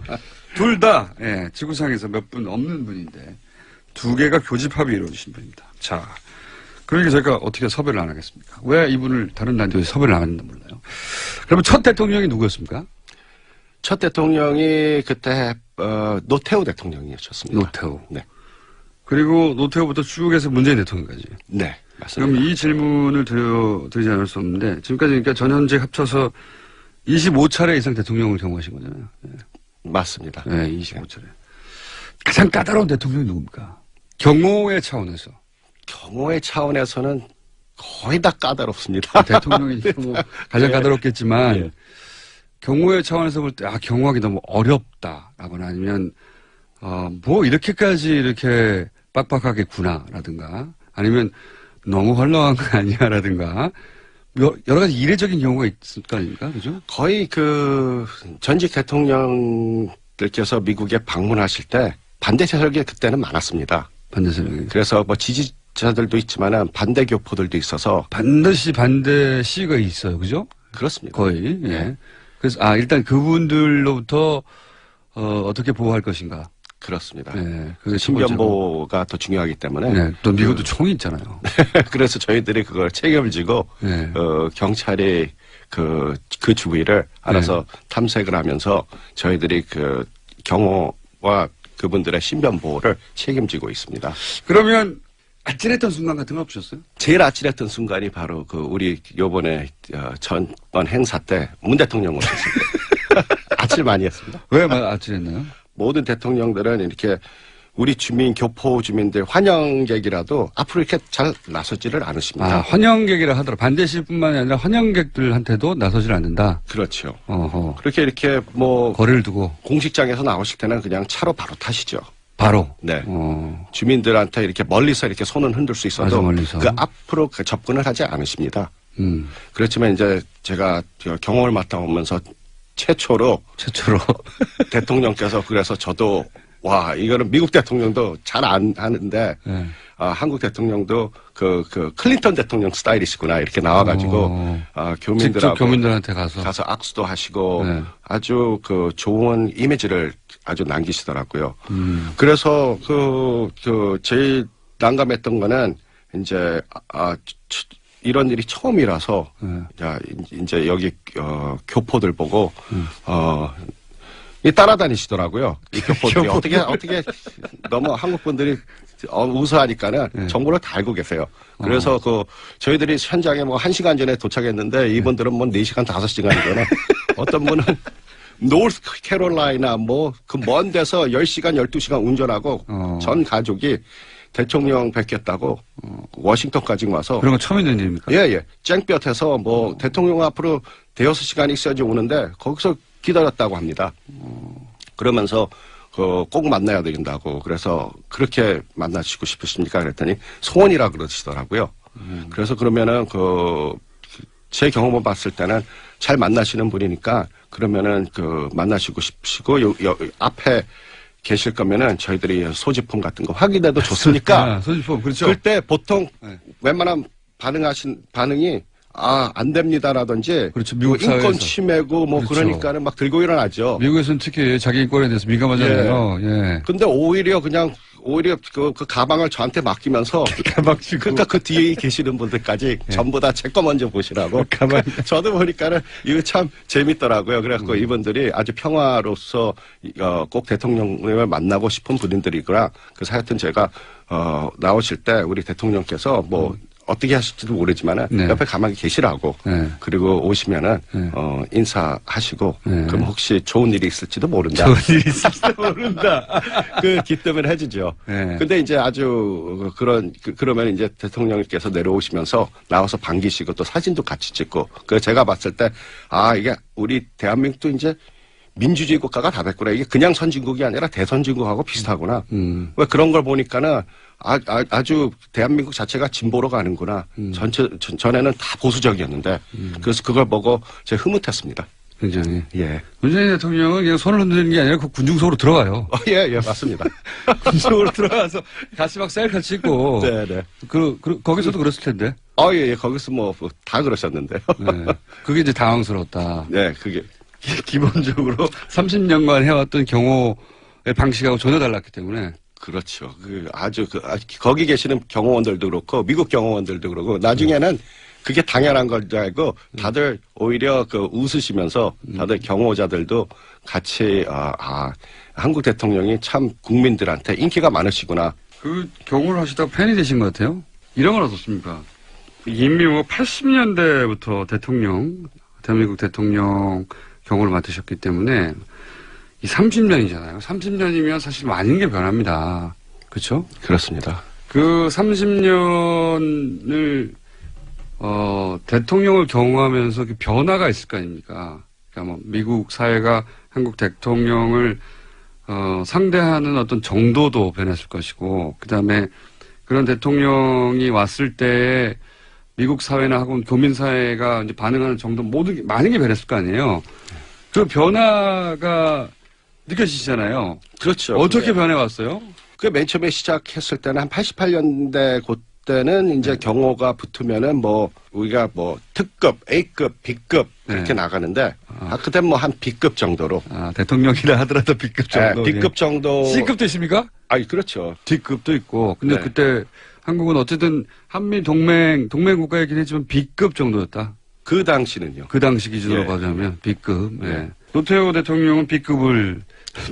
그 당시는 그렇죠. 80년대 후반에 가서는 이제 그 B급이었다가 그 다음에 90년대 김영삼, 김대중 이렇게 이어지죠. 그때까지 거기서 이제 한 B급에서 또 사실 A급으로 올라가는데 B급하고 A급은 진짜 또 하늘과 땅 차이입니다. 아 그래요? 예. 김대중 대통령 그럼 A급 대우를 받으셨나요? A급도 아니고 B급도 아니고 한 B 플러스? B 플러스 정도까지 그 정도까지 올라오셨다 그때. 김대중 대통령은. B 플러스면 그러면 그때도 인기가 좋으셨으니까는. 300명까지는 아니고. 한 뭐 100명 정도 쓰면 이렇게 되는 겁니까? 그렇죠. 그 정도. 한 120명 그 정도. 120명 정도. 그럼 A급으로 올라서게 된 건 언제쯤입니까? A급으로 올라온 거는 제가 경험한 거는 요번이 제일 컸습니다. A급이. 아, 그래요? 여기 뭐 A급 중에서도 좀 거의 특급에 거의 맞먹을 정도로. 이번에요? 최고로 대통령께서는 최고 대우 받으셨죠. 미국에서도. 앞으로는 뭐 더 할 거고. 그 과정을 지켜보면서 또 그 한국의 뭐랄까요. 그 세계, 특히 미국 내에서의 어떤 뭐 위상 정도가 변하는 거를 피부로 느끼시겠군요. 그렇게 간접적으로. 그렇죠. 요건 어떻습니까? 이제 많은 분들이 궁금해하는 윤창중. 이게 지금 이게 기소가 안 됐어요. 그죠? 미국에서 기소는 안 됐어요. 근데 이제 좀 이따 그 얘기도 하겠지만 미국에선 경찰이 수사를 하고 기소가 분리돼 있잖아요, 완전히. 서로 협조로서 모든 공권력과 수사권은 경찰이 다 가지고 있습니다. 검경 수사권은 분리돼 있기 때문에 이제 우리나라에서 이제 그거 큰 이슈입니다. 근데 제가 이런 말씀 드리는 이유는 뭐냐면 미국의 검찰은 기소하지 않았어요. 그렇죠? 그런데 검찰이 기소하지 않았기 때문에 그 윤창중 씨는 바로 기소하지 않았지 않느냐. 내가 그 소위 아무런 일도 없었다. 난 무죄다라고 주장하면서 최근에 다시 활동을 시작하셨는데 근데 그 시점으로 돌아가서 수사는 하셨을 거 아닙니까? 그리고 기소 의견으로 송치를 한 건지 아니면은 불기소 의견으로 송치했기 때문에 검찰이 기소를 안 한 건지가 전혀 다른 거 아닙니까? 그죠? 맞습니다. 자, 그러면 첫 번째 질문은 그때 기소 의견으로 검찰에 우리식으로 표현하면 송치를 하셨나요? 맞습니다. 저희들이 뭐 경찰이 수사를 전 수사를 저희들이 맡아서 하니까 저희들이 수사를 마치고 이제 영장과 모든 거기에 대한 정보를 이제 검찰에다가 이제 기소하십시오 하고 우리가 넘겨주죠. 제가 이게 궁금했어요. 우리나라에서는 기소를 하지 않았다까지만 제대로 보도가 됐지 수사를 한 주체가 기소 의견으로 검찰에 송치했느냐 아니냐 궁금했거든요. 그러니까 수사를 한 경찰에서는 기소하라고 했군요. 의견을. 그렇죠.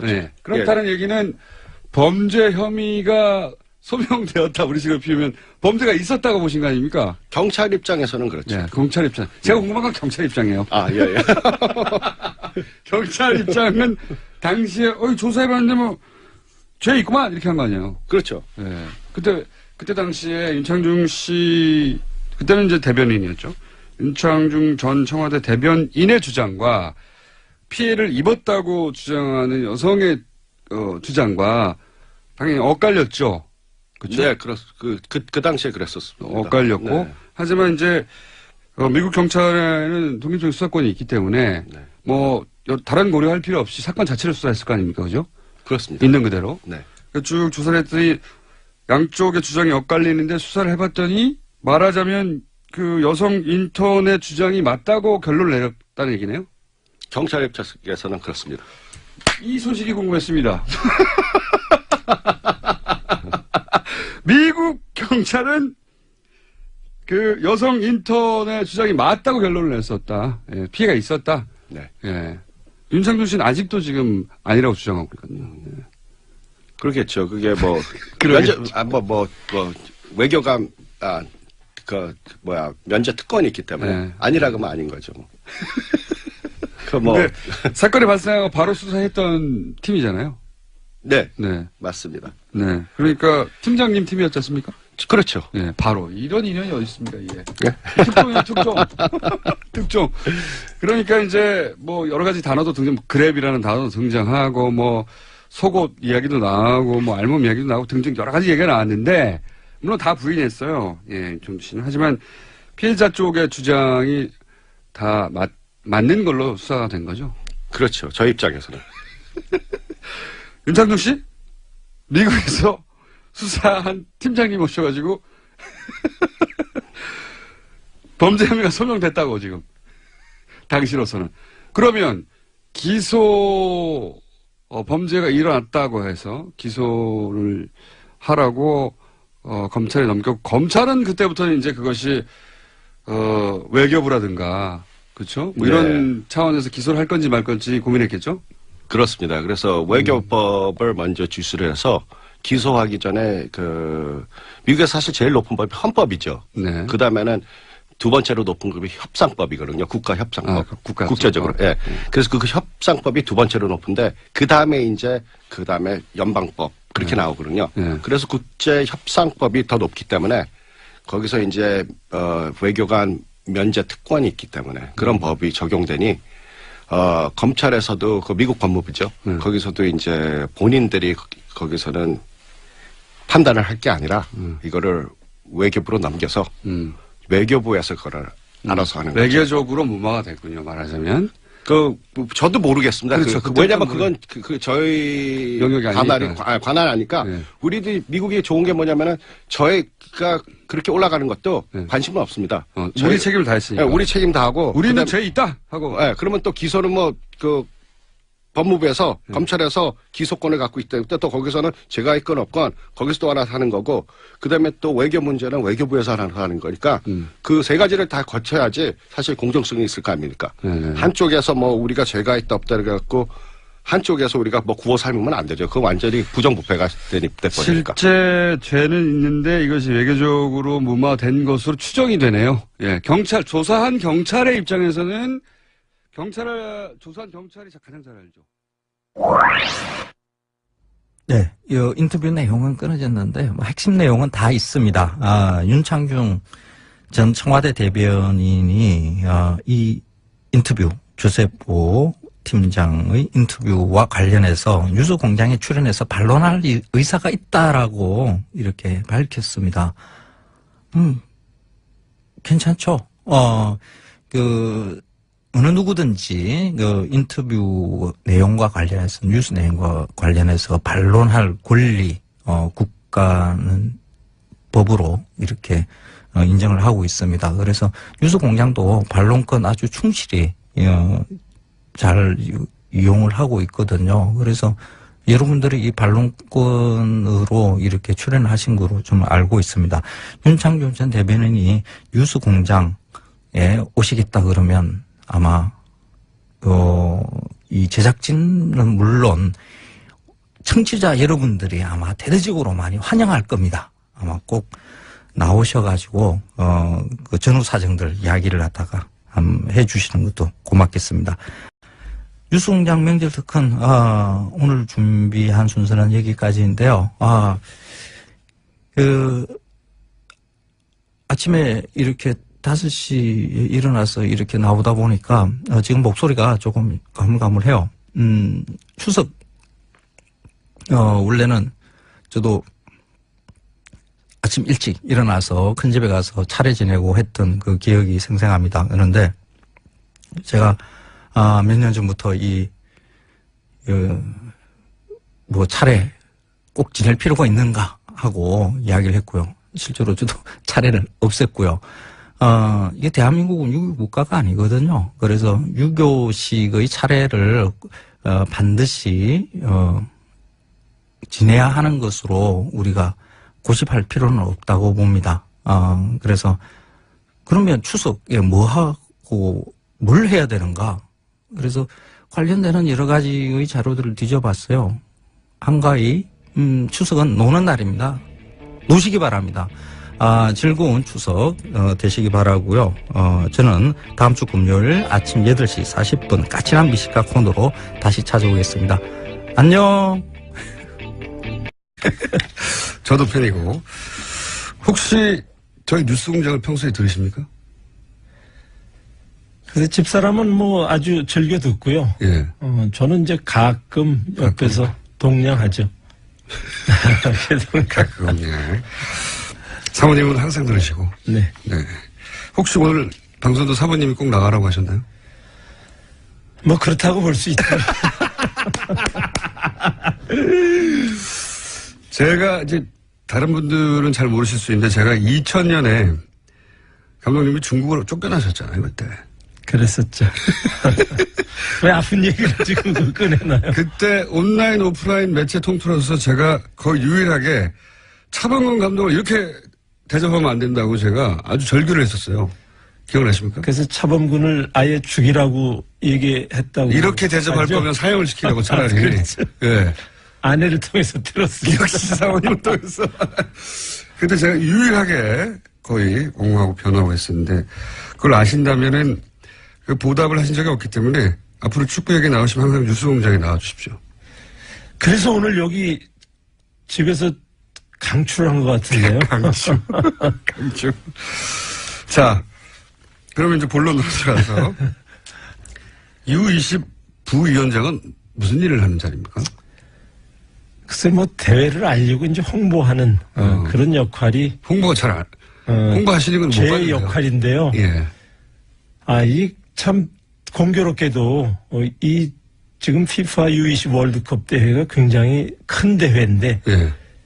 대회 전에는 최순실 사건으로 계속 가려가지고 예선전 때. 네.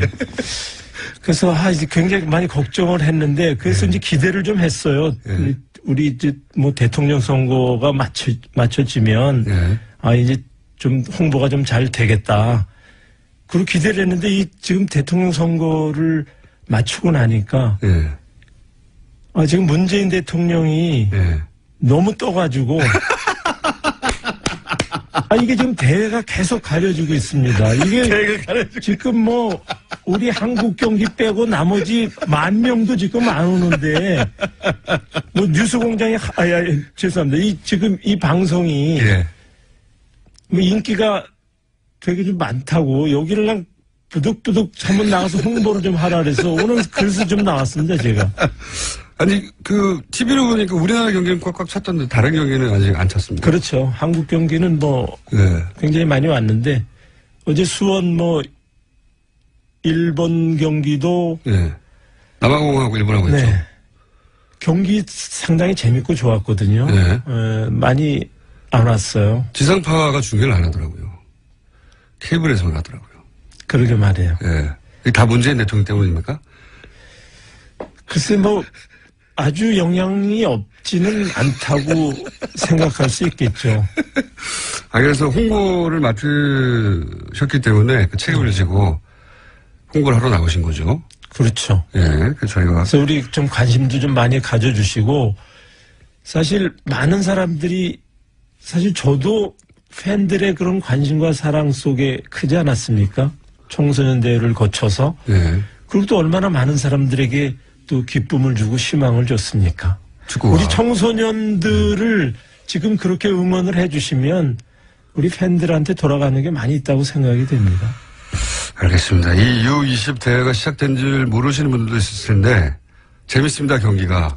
정말 재밌습니다. 이게 수준이 굉장히 높아졌어요, 예전보다. 이 첫 경기 기니하고 3대0으로 이겼잖아요. 어떻게 보셨어요, 우리 팀의 수준을? 글쎄, 생각했던 것보다 기니가 굉장히 능력 있고 잘하더라고요. 초반에 상당히 경기 진행이 좀 어려웠었는데, 그런 뭐 신태용 감독이 팀을 맡아서 그 짧은 시간이지만 굉장히 많은 변화를 일으켰고 첫 경기 어쨌든 우리 이승우 선수가 기대했던 대로 첫 골을 열면서 뭐 마지막 이제 3대0을 이겼는데 아주 시작을 굉장히 잘해줬다고 생각이 되고 이런 자신감이 앞으로 레이스에 많은 그 영향을 주지 않겠나 저는 그렇게 봅니다. 그렇군요. 이 대회 해방군이 대통령이라고 하셨는데 이승우, 백승호 굉장히 주목받는 선수들이잖아요. 어떻게 평가하세요? 그렇죠. 이승우, 백승호 선수는 사실 우리 축구상 출신들인데. 네. 아, 그래요? 그렇죠. 차범근 축구교실 출신입니까? 아니, 축구상을 받았던. 축구상을 받았던. 네, 차범근 축구상을 받았던. 미리 알아보고 감독님 주셨군요. 뭐, 그 위에 황희찬 선수도 지금 잘하고 있고. 네. 이승우 선수는 사실 저하고는 좀 다른 스타일인데. 그렇죠. 상당히 좀, 뭐랄까, 예측하기 어려운. 그런 선수예요. 우리나라. 기대감을 한껏 불러일으키는 그런 선수죠. 우리나라 축구 스타일하고 좀 다른. 그렇죠. 네. 네. 그렇군요. 뭐 이렇게 좀, 우리 대충 이렇게 예상을 볼 수 있지 않습니까? 보통 선수들의 경우는. 근데 이 선수는 하도 톡톡 튀니까, 뭐가 일어날지, 뭔가 이렇게 왠지 기대감이 일어나는. 실제 뛰어다니는 장면이나 드리블 하는 걸 봐도, 예상과 다르게 합니까? 그렇죠. 이렇게 할 거라고 생각을 하는데 전혀, 예측하지 않은 그런 행동을 하고, 그런 골이 나오고, 그런 플레이가 나오니까 상대 수비를 한 번에 허물어뜨릴 수 있고, 그건 뭐 이제 대스타들이 이제 할 수 있는 건데, 그런 가능성이 많이 있다 저는 그렇게 봅니다. 백승호 선수는 둘 다 이제. 안녕하세요. 마칼라미스터 황교익입니다. 김어준의 뉴스공장 명절 특근을 명을 받고 지금 앉아 있습니다. 오면서 잠시 쉬는 시간에 뉴스 포탈 검색으로 이렇게 봤더니 실시간 검색이 추석 차례상, 추석 지내는 법, 지방 쓰는 법, 현고 학생 부군신이 지방에 이렇게 쓰는 말이죠. 그게 검색어 상단에 쭉 있습니다. 추석이면 아침에 차례상 차리고 차례를 지내는 것이 가장 전통을 잘 지키는 일처럼 이렇게 되어 있지만은 사실 이런 게 중요하지는 않죠. 저는 오늘 추석 차례상 안 차렸습니다. 몇 년 동안 굳이 유교식의 차례상을 차리고 해야 되는가? 유교를 믿는 유학자도 아니고요. 그래서 없앴습니다. 이런 형식이 중요한 게 아니라 조상을 기리는 이런 날이라 그러면 이 마음이 중요하거든요. 어떤 음식을 차려놓고 할 것인가? 그거는 각자 마음에 드는 맛있는 음식 앞에 놓고 조상을 기리는 마음만 있으면 되지 않을까 싶습니다. 김우준의 뉴스공장 명절 특근은 대표적인 화제 인터뷰를 다시 보내드리고 있습니다. 오늘은 두 번째 순서로 뉴스공장을 찾은 명사 인터뷰를 준비했습니다. 김어준 뉴스공장 인터뷰 이후 조계종으로부터 성적 박탈이라는 아주 중한 징계를 받은 명진 스님이 지난 8월 단식을 시작했는데요.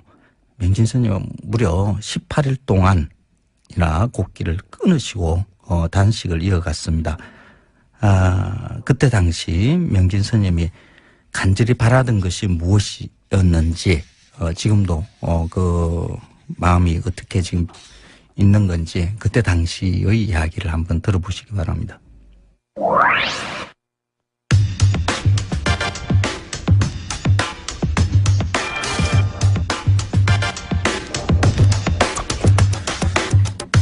작년 뉴스공장과 인터뷰를 한 이유로 조계종으로부터 성적 박탈 처분을 받았다. 네, 그런 분이 계십니다. 명진 스님, 지금 무기한 단식 중이시죠? 네. 전화로 만나보겠습니다. 안녕하세요, 스님. 안녕하지 못합니다. 지금 단식을 지금 며칠째 하고 계십니까? 오늘 11일째예요. 11일째. 목소리가 완전 생생하신데 11일. 다 도력이죠. 도력? 네. 도력, 예. 지금 우정 총국 마당에서 단식 중이신데 네. 단식을 왜 하시는 건지 그리고 단식 장소로 왜 우정 총국을 택하신 건지 좀 설명해 주십시오. 이 장소가 그 적광 스님이라는 어린 스님을 조계종의 자승의 묵인 방조 교사에 의해서 조계종 청사로 끌고 가서 네. 무차별 폭력을 가한 데입니다. 빨개 벗겨놓고. 적광 스님이라고 하는 분을 폭행한 장소예요?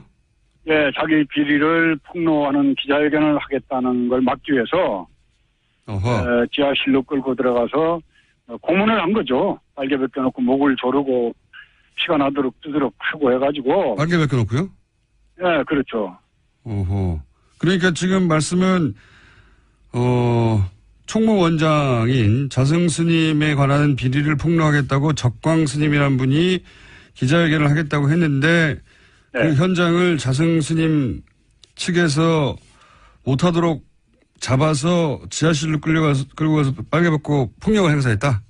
그렇죠. 그렇게 해서 나는 이제 더 이상 중노를 안 하겠다는 환속계를 억지로 지장을 찍게 만들고. 환속계를 찍게 만들었어요? 네, 그렇게 하고 거기에서 이제 양복을 갈아입혀가지고 내쫓은 거죠. 이제 승복을 뺏겨가지고. 그런 자리라서 이 자리가 그런 그 자비, 생명의 존중, 불살생을 얘기하는 부처님의 가르침에 아주 그 배반하는 자승의 그 행위에 대해서 비판하고자 그걸 그래서 이제 그 끌려갔던 자리에서 단식을 시작한 겁니다. 적광 스님의 주장은 그러니까 본인이 강제로 환속을 당했다, 폭력을 당하고. 그렇죠. 그럼 당시 적광 스님이 주장하고자 했던 내용은 뭡니까? 이제 자승의 그 도박, 성매수 여러 가지 비리들을 폭로하려고 그랬던 거죠. 그런 내용, 그 내용이 사실 여부는 여기서 따질 일은 아니긴 한데, 네. 그런 내용에 의혹이 있다고 적광 스님이, 기자회견을 하려고 하는 게, 자성 스님 측으로부터, 제지를 당하고, 그리고 폭행을 당했고, 그때 네. 환송한다는 데 도장을 찍고, 네.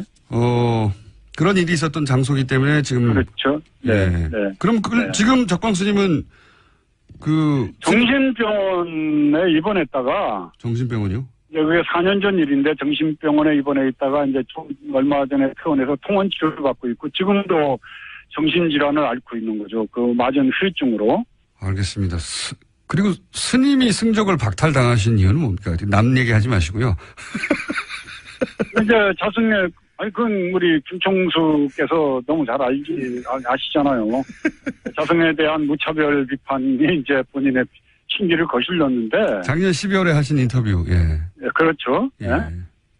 근데 이제 서산대사라고 아시죠? 네네. 예, 조선시대 예. 그 승병장을 끌고 구국에 앞장섰던 아주 참 저희 조계종에서는 훌륭한 위대한 스님인데 그 스님이 쓴 성가구감이라는 책에 보면은 말세 비구 가운데 부처를 팔아 온갖 나쁜 업을 짓는 무리가 있으며 이와 같은 무리들은 인과를 믿지 않을 뿐만 아니라 죄와 그 죄에 대한 부끄러움도 없다라고 말씀하셨어요. 네. 그러시면서 중도 아니고 속인도 아닌 놈이 박지중이라고 안다 그런 놈을. 박지중. 혀를 가지고도 설법 못하는 이를 벙어리 염소중이라 하였으며 승려의 모양에 속인의 마음을 쓰는 이를 머리 깎은 거사. 지은 죄가 무거워서 꼼짝할 수 없는 이를 지옥 찌꺼기. 부처를 팔아서 살아가는 이를 가사 입은 도둑놈이라고 그런다. 이게 이제 지금 말법 시대 자승과 자승 일당 그 무리들을 칭하는 말이라고 저는 생각을 하죠. 예. 그런 말을 듣고 어떻게 가만히 있습니까? 네. 저희가. 그래도 이게 제적은 좀 심했죠. 네. 자, 그러면은 지금 단식 투쟁을 하시는 이유는 특별히 그 장소를 통해서 하시는 이유는 이제 적광 스님에 대해서 진실을 밝혀야 한다는 것과 그리고 본인에 대한 승적 박탈 처분이 부당하다는 것을 지금 말씀하시는 거죠. 또 제가 이명박 시대 강남 한복판에서 이명박 정권에 대해서 날선 비판을 했지 않습니까? 네네네.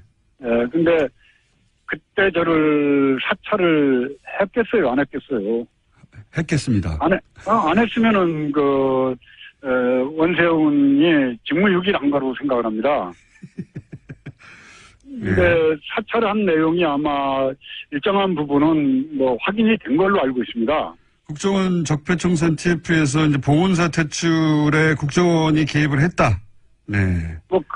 자세한 내용은 아니지만은, 저를 사찰했다는 그런 근거들이, 정황들이 있는 걸로 저는 얘기를 들었어요. 제가 아는 바로는 MB 정권의 고인사, 언론사 간부 등의 증언에 따르면은, 국정원이 보훈사에서 스님을 퇴출시키기 위해서 전단팀을 운영했고, 그리고 정기적으로 보고서를 작성했다. 이런 일들이 추정되고 있다. 이런 이야기가 좀 나오고 있습니다. 예. 그러니까 그걸 빨리 좀 조사를 해달라고 촉구하는 것도 그 의미에, 지금 단식의 의미에 많이 들어가 있는 거죠. 알겠습니다. 자, 그리고 또 있습니까? 이 단식에서 세상에 알리고 싶은 부분이? 일단은 이명박근혜 시대를 저는 평가하기를 욕망의 시대에서 무치의 시대, 부끄러움이 없는 시대. 잘못이 있으면 부끄러워야지 되는데 온갖 악행을 저지르고 범죄 행위를 저지르고도 뻔뻔한 거, 부끄러움을 모르는 거. 이게 이명박근혜 시대를 상징하는 키워드라고 저는 생각을 해요. 조계종도 역시 마찬가지입니다. 부인을 감춰놓고 돈을 모으고 폭력을 행사하고 또 가진 악행을 저지르고도 부끄러워할 줄 모르는 집단이 돼버렸어요. 그래서 저는 조계종의 이 개혁이 더 나아가서 기독교계나 천주교 쪽에도 물론 여러 가지 문제점들이 있으리라고 판단이 됩니다. 종교가 세상을 걱정해야 되는데 세상이 종교를 걱정하는 이 시대가 마감이 되고 종교가 세상 사람들에게 위안이 되고 의지가 되고 위로가 되는 쉼터가 되는 그런 세상이 되기를 바라는 마음으로 단식을 하고 있습니다. 알겠습니다. 종교가 세상을 걱정해야 되는데 세상이 종교를 걱정한다. 한마디로 요약을 해주셨는데 그렇게 하는 이유 중에 하나가 여러 가지가 있겠습니다만 종교하고 정치가 분리되어 있는데 분리되어야 한다고 헌법에 명시돼 있죠. 그런데 이게 제대로 지켜지지 않는다. 그런 말씀이지 않습니까? 그러니까 정치가 종교에 개입하는 게 아니라 종교가 정치에 갖다 붙는다 이렇게 봐야 됩니까? 어떻게 해석해야 되죠? 정치권에서는 적당하게 예산 문제로 종교계에 지원을 해주고 종교계는 표로서 거기에 보답을 하면서 상호 보완 역할을 하면서 같이 타락하고 부패하는 거죠. 다른 종교는 그렇다고 치고 예를 들어서 지금 문제 삼고 계시는 조계종에서 이렇게 정치권에 도움을 주고 한 사례들이 있습니까? 지난번 대선 때도 자승 원장이 아마 안철수 캠프에도 또 문재인 후보 캠프에도 다 사람들을 넣고 여러 가지로 정치적 작업을 하면서 도와준다라고 이렇게 약속을 한 걸로 제가 확인을 하고 있습니다. 지난 대선 때는 그럼 어떻습니까? 지지난 대선이나 2007년이나 2010. 그때도 마찬가지죠. 이명박 2007년 대선 때는 자승 본인이 747 불교 지원단 상임 고문을 맡아서 747 불교 지원단 이상득을 데리고 다니면서 전국적으로 선거운동을 했어요. 이상득 의원과 함께요? 그렇죠.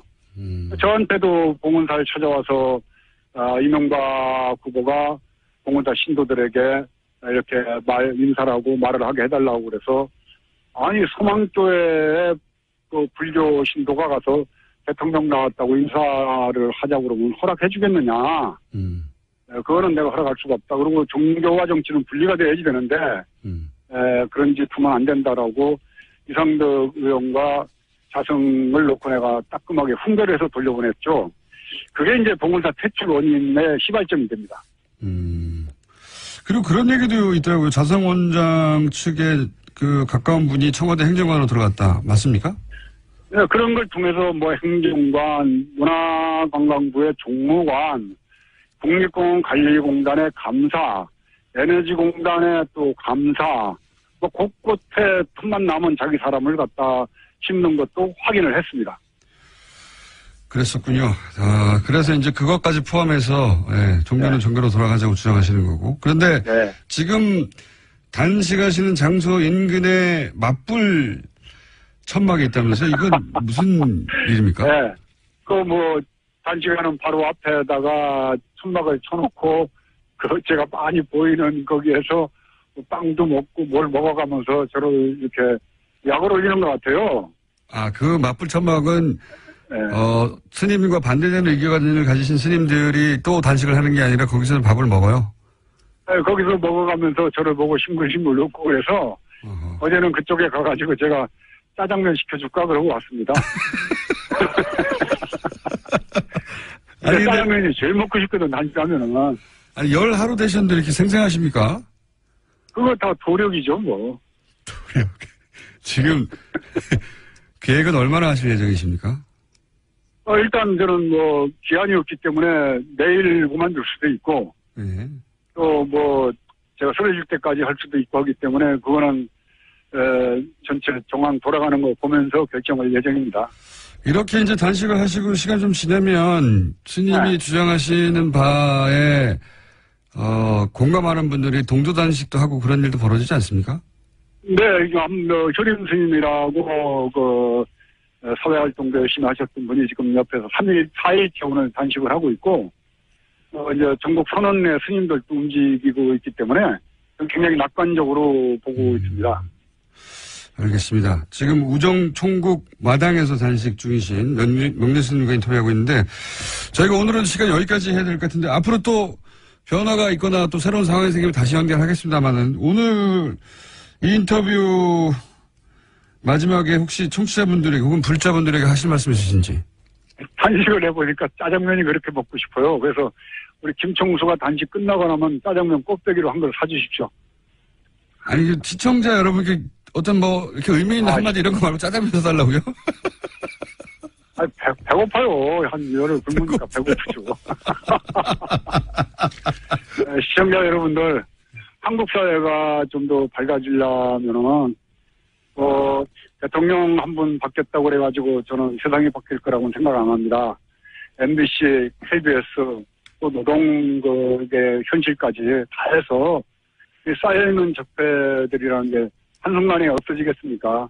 각국 각처에서 정말 우리가 어둡고 정말 음습하면서 어려웠던 과거의 이 부패들을 청산하는데 앞서 나가는데 제가 조계종부터 개혁을 해서 여러분들에게 정말 정의가 이기는 모습 꼭 보여드리겠습니다.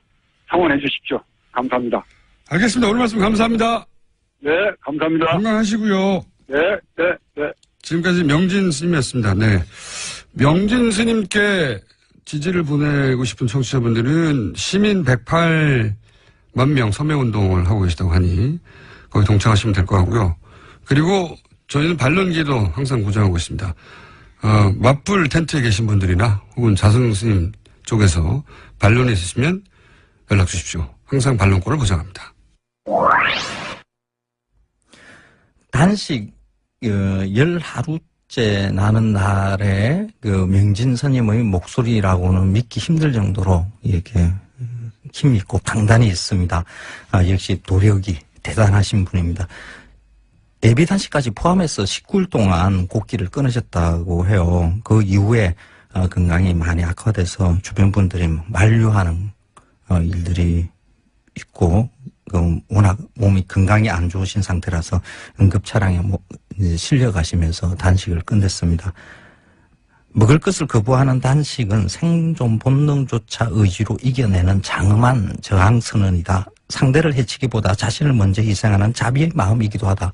명진 스님이 단식을 하고 있을 때 한 불교단체에서 내놓은 성명서에 이런 내용이 있습니다.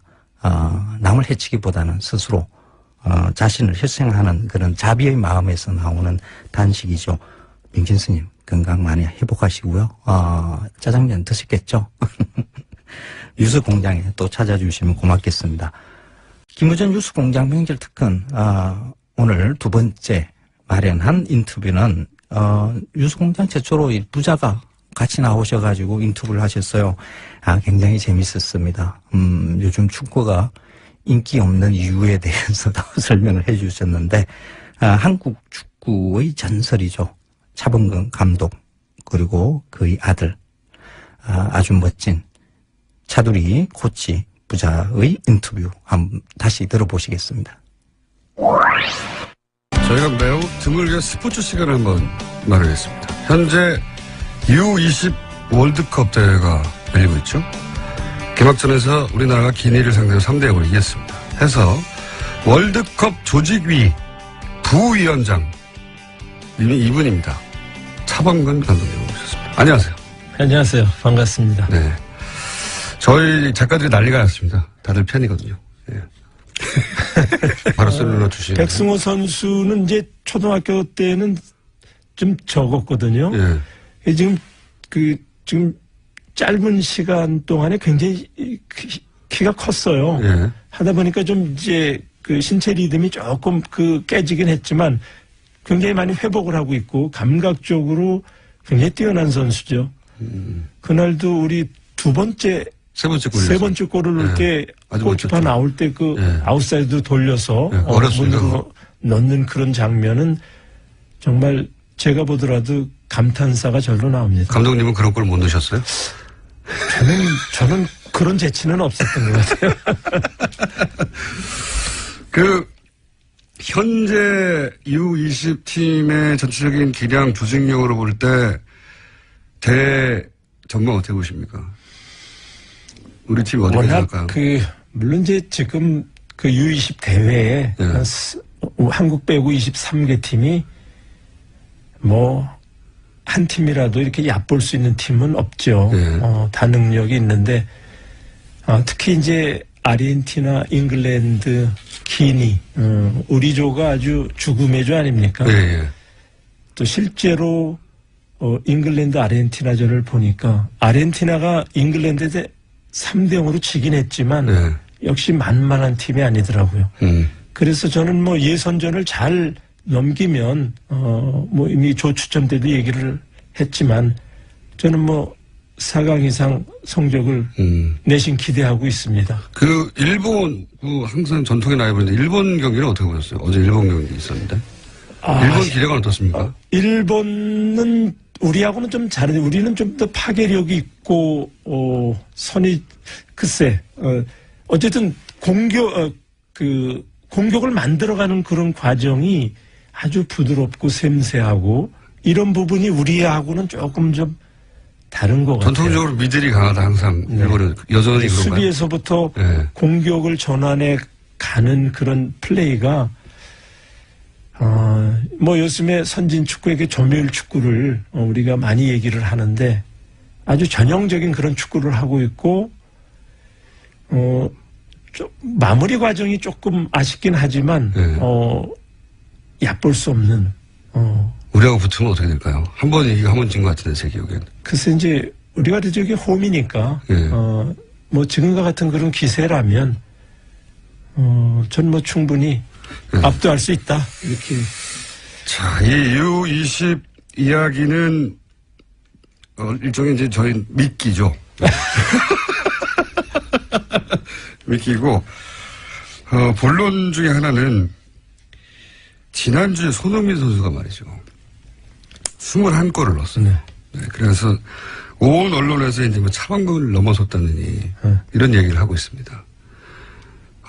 저 개인적으로는 어림도 없다라고 생각하는데 아직 개인적으로는 그렇게 생각하지만 당사자 얘기를 직접 들어봐야 되는 게 아니냐. 그래서 제가 또 모신 것이기도 하거든요. 저 요새 그런 질문도 많이 받고 엄청 많이 받으시죠.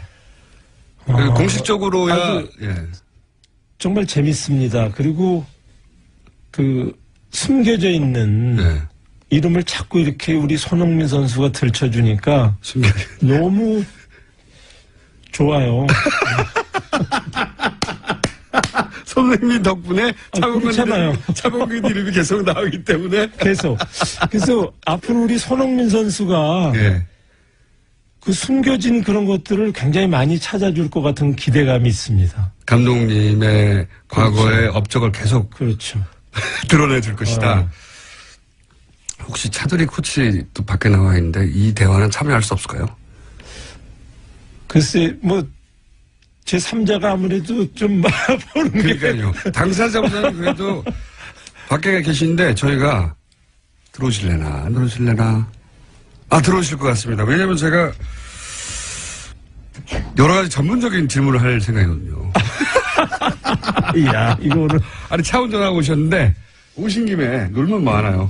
네. 탐탁지 않은 표정으로 강제로 끌려 들어오신 차두리 코치님 안녕하십니까? 네, 안녕하세요. 네. 제가 뭘 여쭤보려고 하면 차범근 선수가 뛴 분데스리가하고 손흥민 선수가 뛴 분데스리가의 차이점. 이거는 이제 분데스리가에 뛰어보셨잖아요. 네. 선수 시절에. 그래서 평가를 좀 해주세요. 차이가 있죠. 많은 차이가 있는 것 같아요. 네. 네. 뭐 그때 당시만 해도 이제 지금으로 말하면 옛날이고. 네. 근데 옛날이다 보니까 이제 이 용병 제한이 있었습니다. 그래서 네. 각 팀마다 외국 선수는 3명밖에 쓸 수가 없었기 때문에. 2명. 2명. 네. 합의해 주시고 2분이. 2명. 그러다 보니까 이제 각 팀마다 정말로 엄선을 해서 최고의 용병을 뽑았었죠. 네. 네. 그러나 이제 지금은 이게 굉장히 조금 많이 룰이 완화가 돼서 이제는 독일 선수가 거의 없는 팀들도 있고 베스트 11 중에 네, 이렇게 여러 각 유럽 각지에서 선수들을 끌어서 이제 선수를 구성하다 보니까 좀 많은 차이가 있는 것 같아서 그때 당시에 아무래도 아버님이 독일에서 뛰었을 당시에는 용병 선수라 그러면 이제 외국 선수라 그러면은 굉장히 가치가 높았었죠. 지금보단 조금 더. 그래요? EU 선수들도 지금은 외국 쪽으로 안 보잖아요. 그렇죠. 우리 때는 통합해서 딱 둘만. 딱 둘만. 그래서 최고의 선수들만 들어갈 수 있었다. 그렇죠. 들어가기 어렵죠.